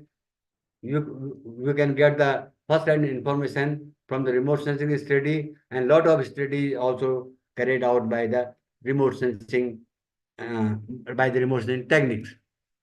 So these are some of the equipments which we use to capturing the different type of data, either it is mass balance data or is it debris cover, is it snow and snow density, discharge. You can see the certain sediments. We can also the accelerometer to measure the pollution. What type of this can we are also using the GPR for ice thickness measurement. We are also using gravitational survey, GPS for the movement, glacier velocity measurement, glacier velocity measurement, and other use also. This is the some of the picture of to study the paleoclimatic tools. How you study the paleoclimate?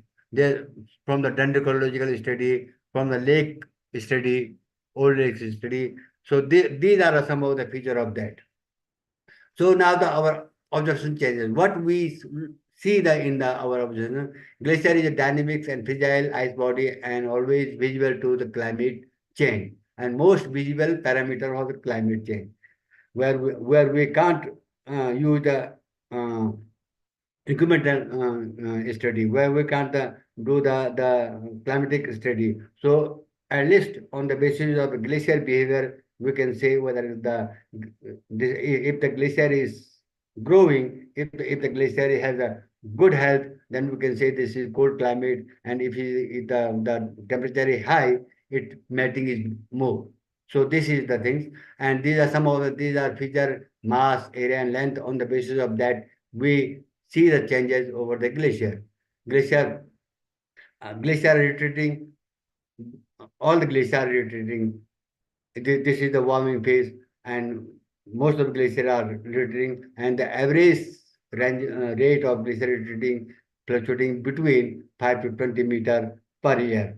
And likewise, this trend is almost can see in the Himalayan region also. So this is the complete picture of the glacier retreation, how the glacier retreating. So I told you, okay, what is the rapid rate, a fast rate of melting raising of glaciers. If you see this picture right from northeast to the northwest, and these are some of the glaciers from Nepal, Khumbu Glacier, as this family is so, this is really melting and really retreating fast. It is so directly so that. But you say some glaciers are very, very low rate. So you see that the almost the glacier average rate is almost 20 meter. And if the 20 meter is alarming rate or it is the usual rate. So glacier is glacier snout. We measure the glacier length for snout. It is also depend on the size of glacier, slope of glacier. Sometimes it is bulging is there, claving is there. So lot of ice volume is ice mass is lost due to the calving process also. Another is the some of study we have created the Uttarakhand glaciers. So you see that the how they are changing 90 to 2000 and 2000 2007 and then this is average. So you see that all the glaciers are almost maximum glaciers are retreating below the 20 meters. So this is the we can say that the Himalayan glaciers are almost the present rate is almost up to the 20 meters. This is if you see the area and glacier area and glacier change, volume change, area change. So if you see the glacier which are less than 5 square kilometer, 0.5 square kilometer, the changing is very high. But if you go to, if the size is increases, the reduction rate is also reducing. So this is the field data. We have considered almost 200 300 glaciers. So we find this ratio. So small, of course, small glacier, the glacier which are small glacier, they are really in the alarming situation of melting. But the larger glaciers, they are still sustaining. Glaciers are only not retreating. Some glaciers are also advancing. If you go in the Karakoram area, this picture is from the Karakoram area, satellite picture is, you see that the glacier is advancing. And we call it the surging glacier. Sometimes we call it the Karakoram anomaly. It is very important factor. Why these glaciers are doing that? Because they are getting more precipitation in the winter. Another is the mass balance. Of course, we have did some glacier mass balance. So all the glaciers are negative balance, means their melting is high and this accumulation is less. Means your deposition is less and your melting is more. And this is the picture of the Uttarakhand glaciers, mostly almost 20 glaciers. Then you show all the glaciers right from the cumulative balance. You can see that 0 to up to 14 meters. This also say all the glacier is melting because we have two processes of the glacier recession. One is the frontal, horizontal, we call it snout length changes. Another is the thinning, surface thinning, which is actual mass loss of the glacier. This is the another picture of the glacier. We have compared all the data from the Indian Himalaya, European Alps, Tanzans. So you see the Himalayan glacier. You can see this blue line. They are always in the mid of the other part of the glacier. So that means this is also in the phase of the melting. But there is another thing.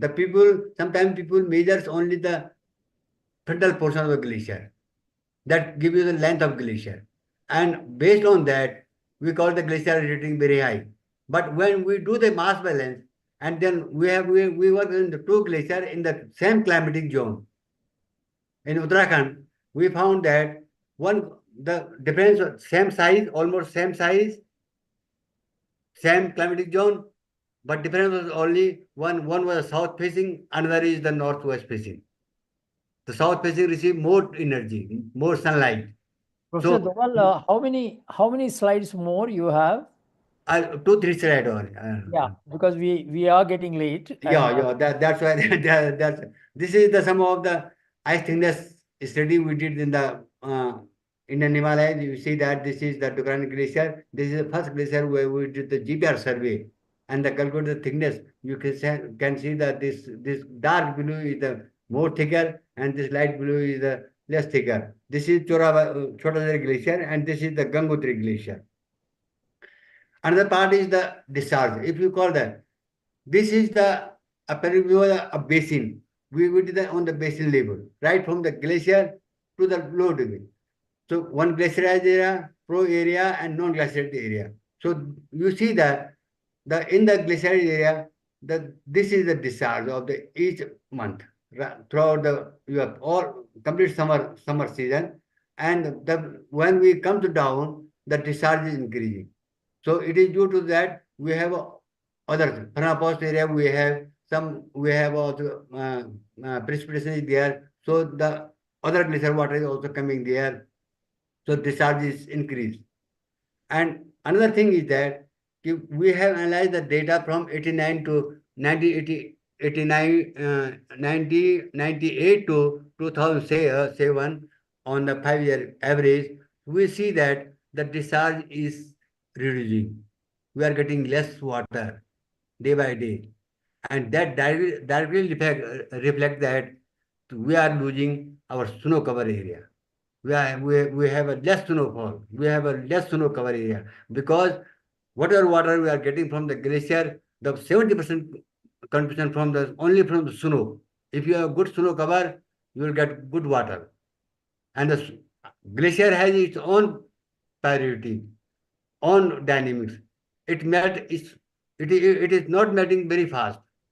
It has its own dynamics. So the snow is very important in the water management and river water. Now you can see the changes. There is two pictures of the Choravari Glacier, which I have shown you the map first slide.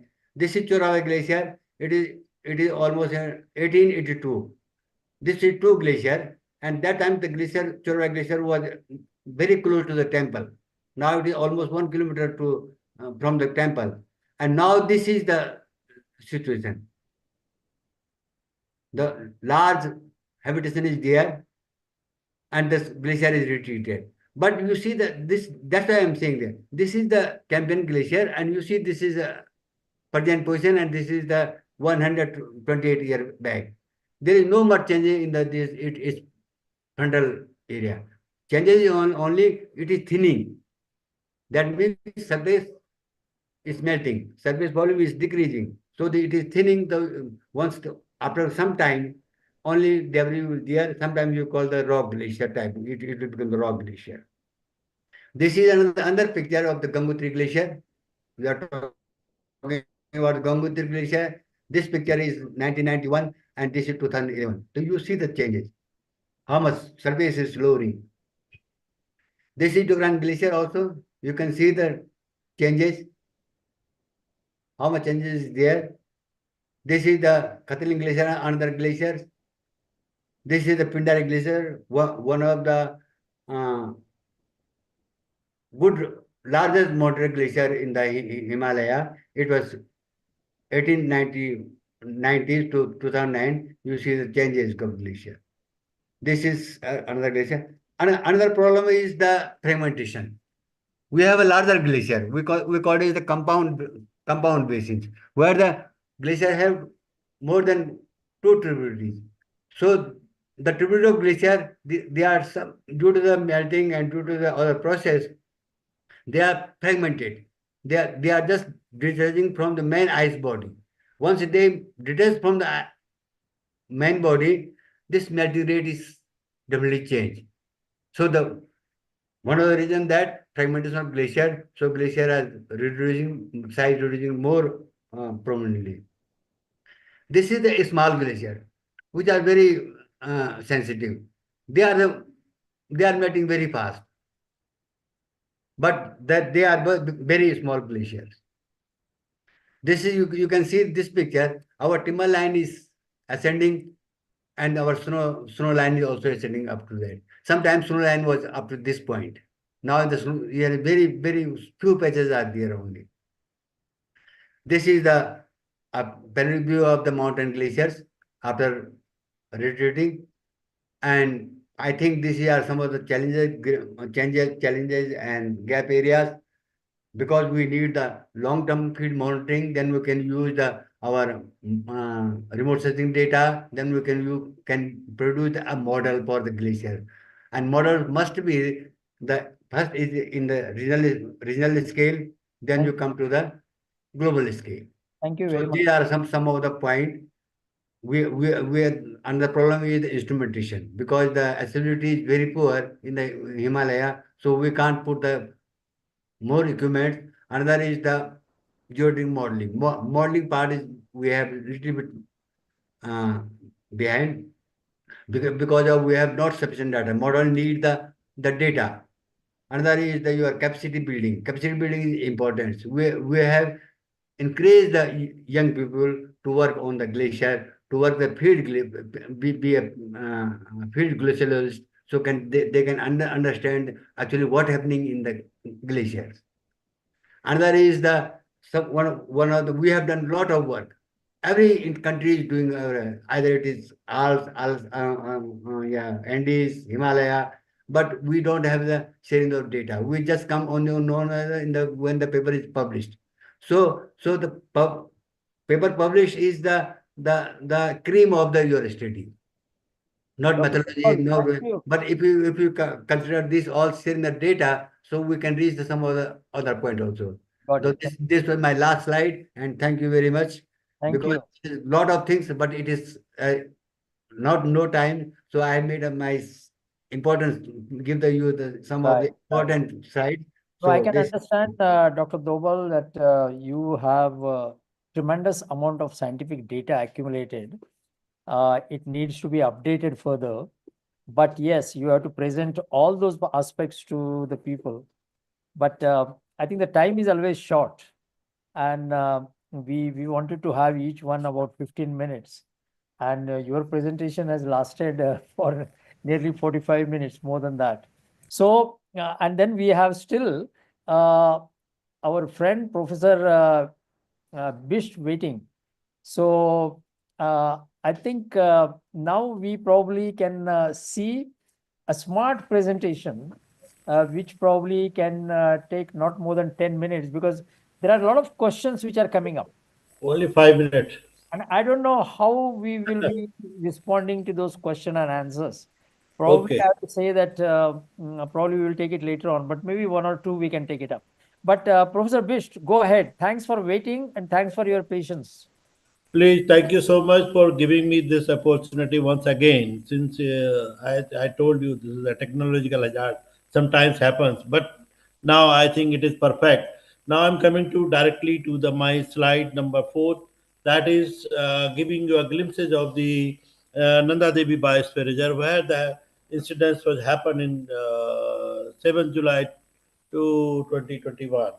So I've already discussed that one of the stream which are just rising from the Rothi Peak, and the Rothi Peak has got a Rothi Glacier, and then the outcome of that glacier become a small stream in the left bank of Rishiganga, and then Rishiganga is the downstream, which is coming from glacier, which is taking glacial melt all from the upper catchment, that is almost 14 glacier of the Rishiganga Nanda Devi Biosphere Reserve. Next slide, please. Next slide. Yeah.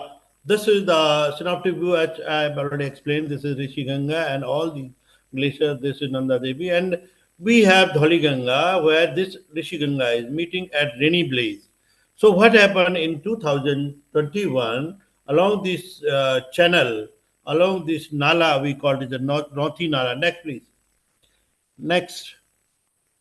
Yeah, this is a Rothi Nala again. Next, please. Quickly. Yeah, yes, coming to this point, this is the source where in the top of in the head slope of the Rothi Nala, we have a Rothi Peak in the right side of my picture here. And now in the southern face of this Rothi, we have a huge rock, as well as, yes, next please. Use rock mass along with the ice mass and the debris get down into the Rishi Ganga. Now, I'm coming to this important thing here. People generally say that this is the first time happening over here. No, it's all in the Himalaya. We see the Himalaya, as you know, there's a, in a, it's a, your young stage. So tectonic activity takes place every time over here.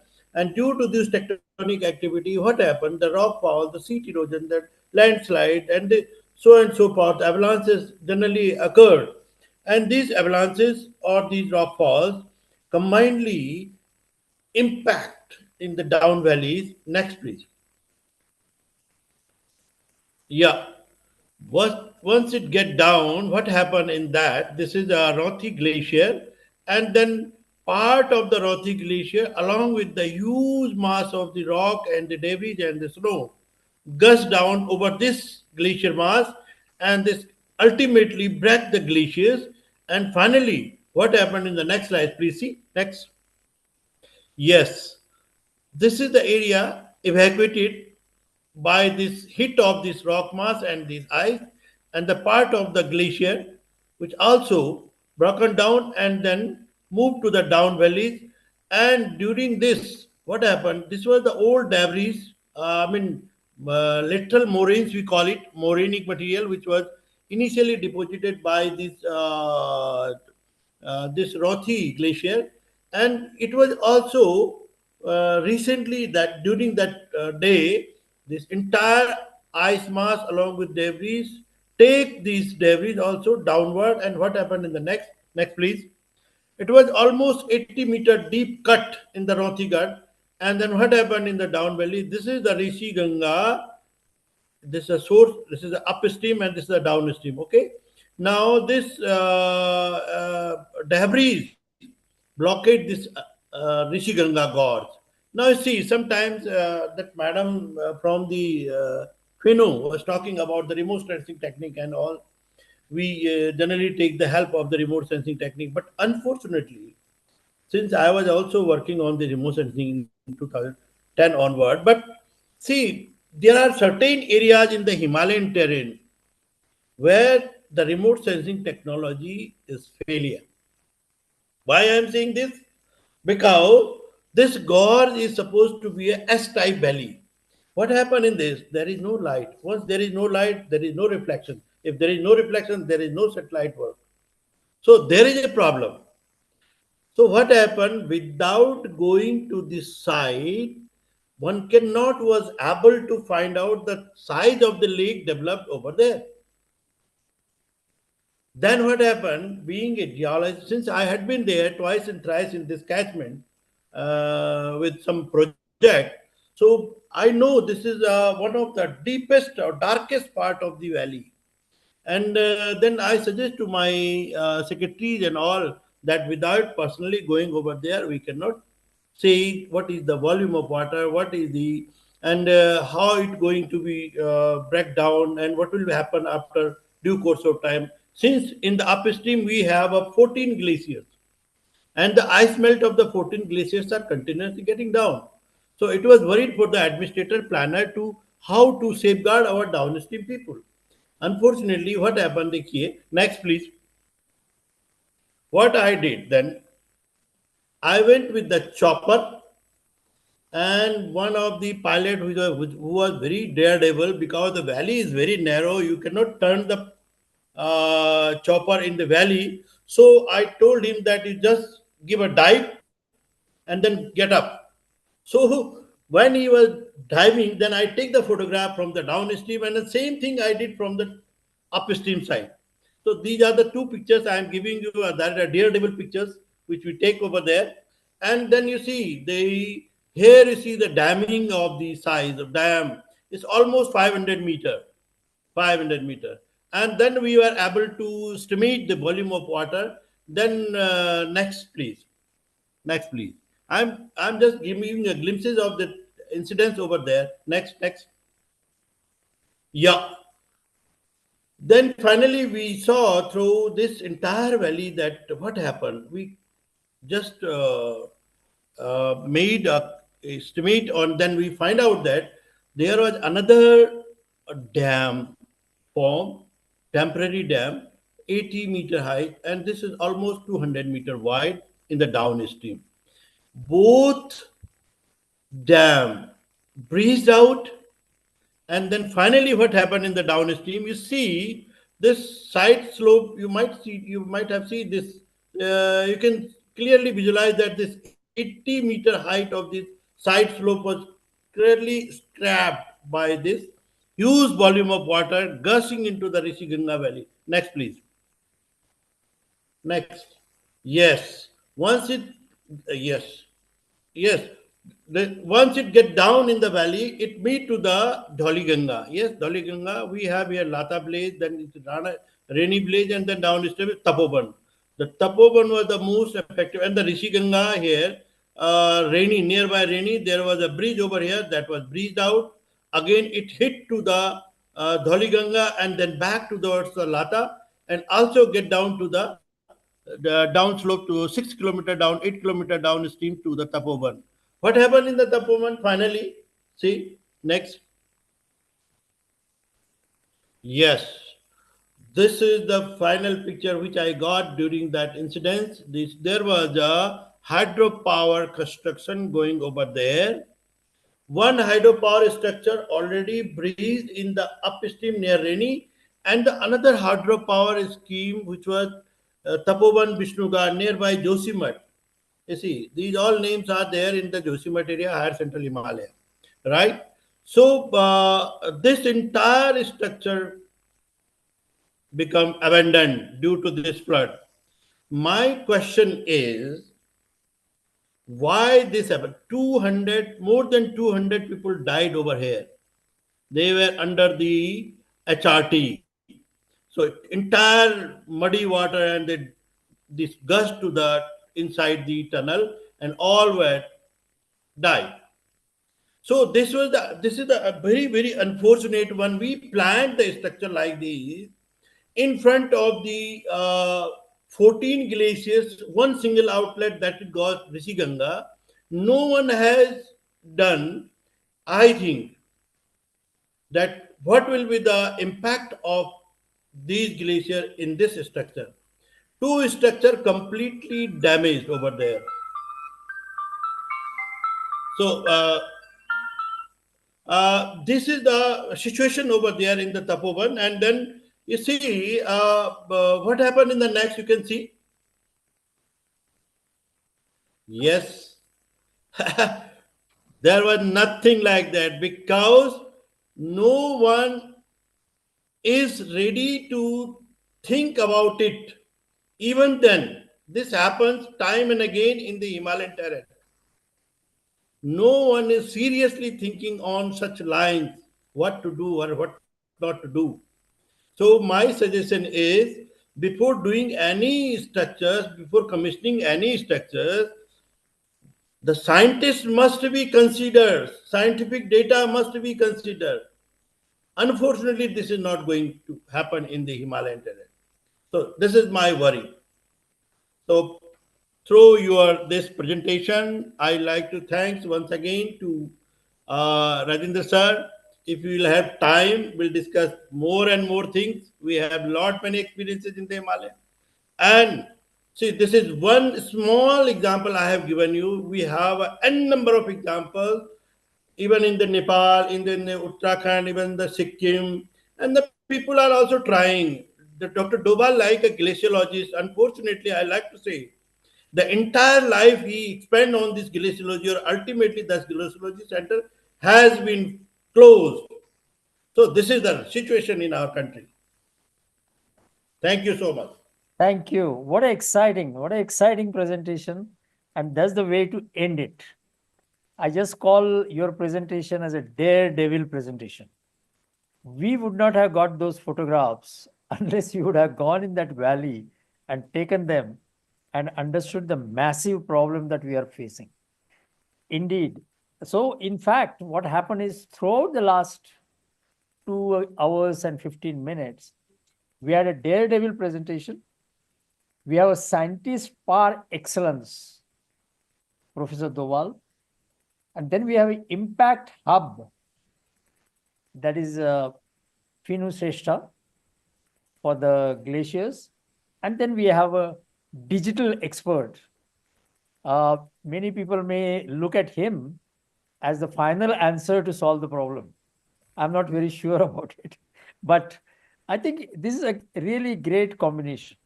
I would like to ask Durga to come on a screen and take a photograph of this amazing panel. And none of them, let me tell you this, whoever is listening, none of these people, experts, are sitting in their nice cabin and writing and doing the work. They are all in the field. Philippe is with the farmer. Professor Bisht is in Himalaya.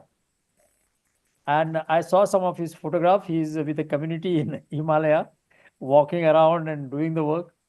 And Dr. Doval is a one who has such a great scientific data. It's amazing. And I feel that probably I missed all that excitement of collecting scientific data.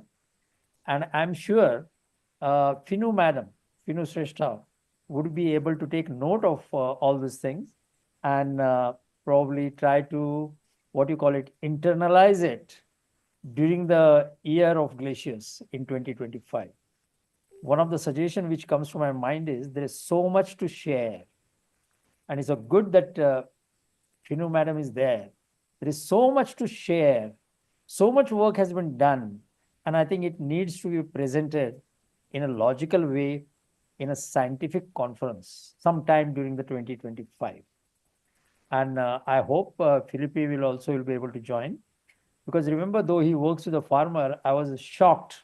I was shocked that one of the glaciers there has disappeared. And that is a story worth telling. It's not that something is going to happen by 2050 or 2100. And what percentage? It is just gone. It's a scary. And I think these are the kind of things we probably have to take a note of it. There are some couple of questions. I know it is very late, but let's try a couple of them. Durga, in the meantime, you can take a photograph of this panel. But one photo is, one question is, and probably Professor Bish can answer that. And let's say Finu probably can also answer that. The question is, it's coming from CSE, Center for Science Education. How you get the young people attracted towards glaciology subject? And because they are all attracted to the digital technologies, digital marketing, and you know all those things, right?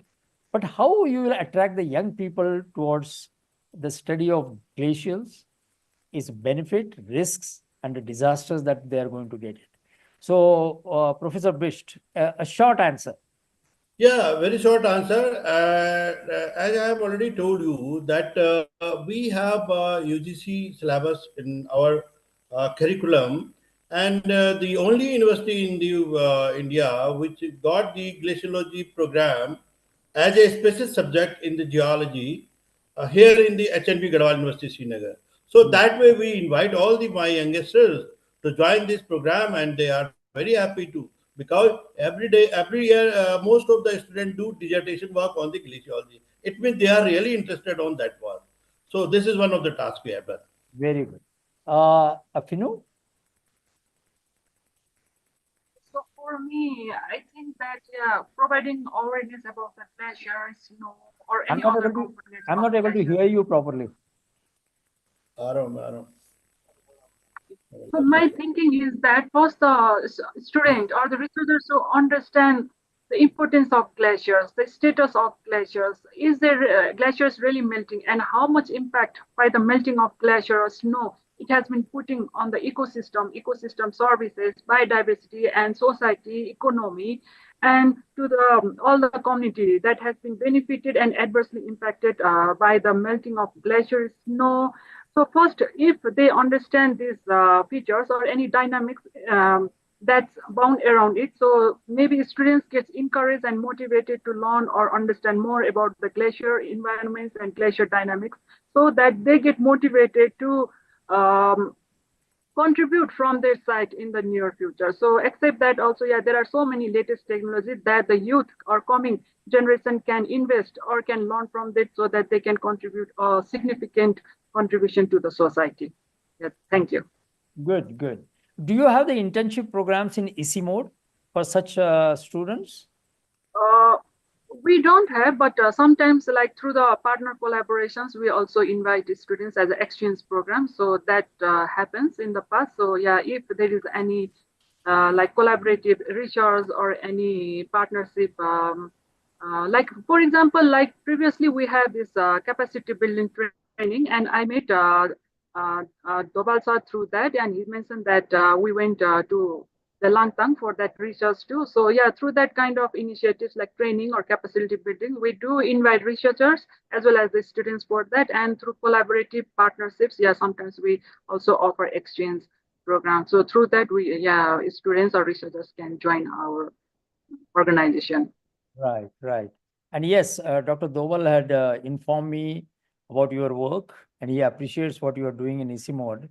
So I think these are the couple of things probably we can take up as we go along.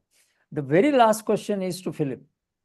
One question, the same organization, Center for Science Education, Science and Environment they're talking about, is can AI and machine learning can be used for early warning of disasters and also for locating the hydraulic energy producing stations, assessment of that.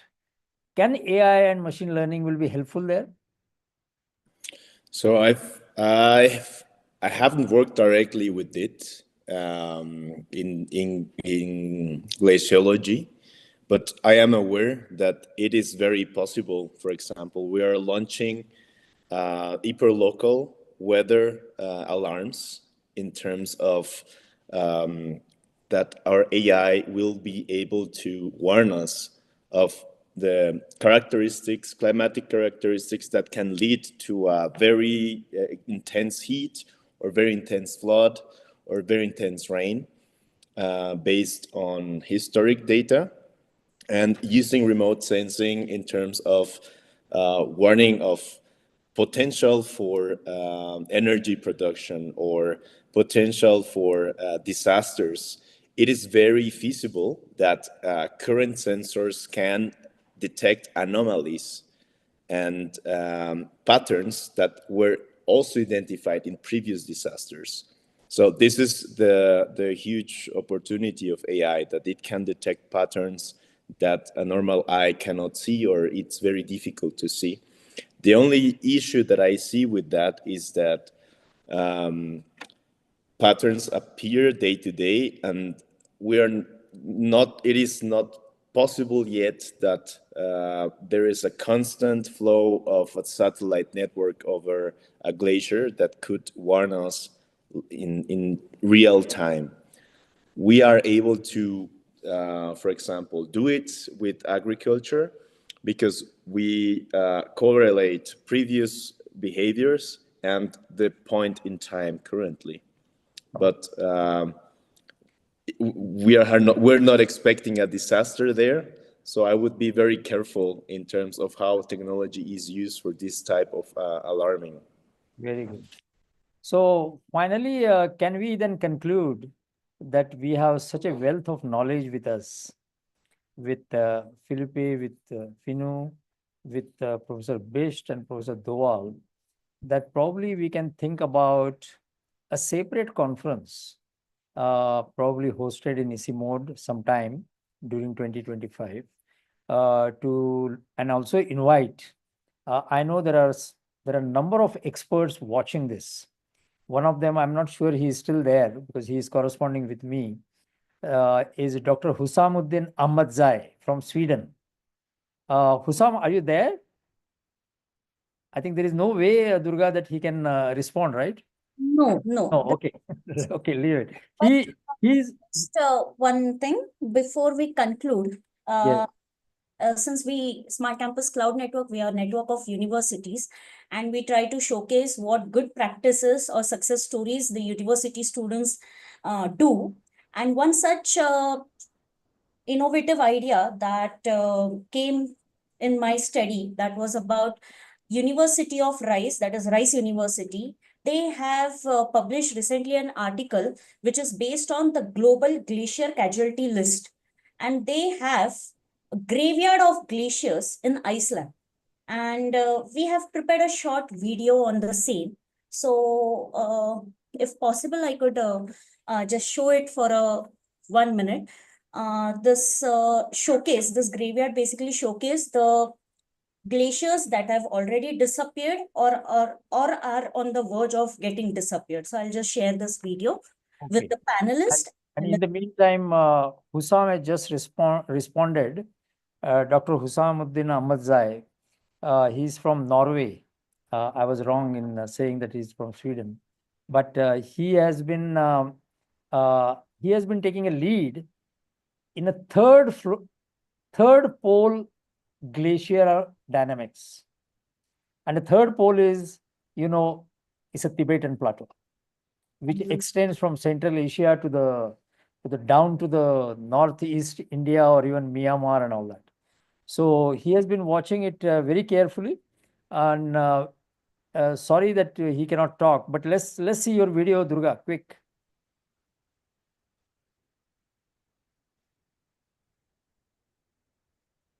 Yes, sir, this is the video.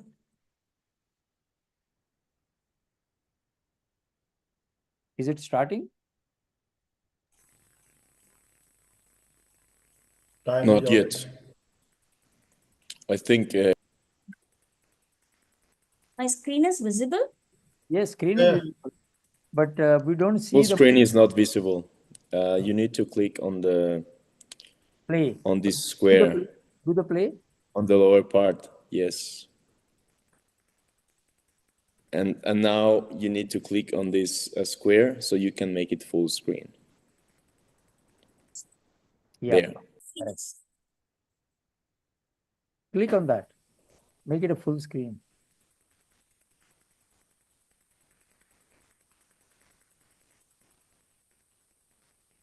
अरे full screen पे करो. No, we are not.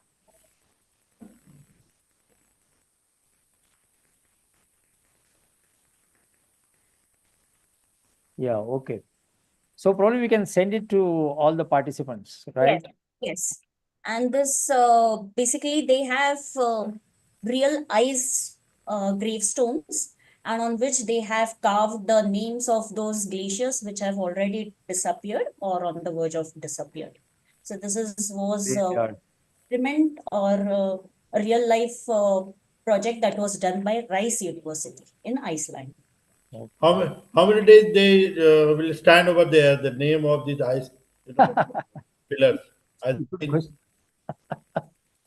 Yeah, there by are the, other- yeah, I think they will wait till we go there. that pillar will also go in the graveyard. Yes, yes. Yeah, I don't think we will see something what Felipe showed us, that it had totally disappeared and only we see rocks there. So, okay. So thank you very much. As in India, we call it Namaste, and we call it see you again. And thank you very much for the short notice to get prepared for this, and particularly the wealth of knowledge that I see around. I'm amazed. I feel humble. Thank you very much. Tomorrow is, in fact, World Water Day. So, in fact, the United Nations General Assembly has combined the Glacier Day and the Water Day together. And obviously, today we see in our conversation that how important it is to link both of them. Thank you very much. Thank you, sir. Bye. Thank you. Namaste. Thank you. Oh, namaste. Namaste.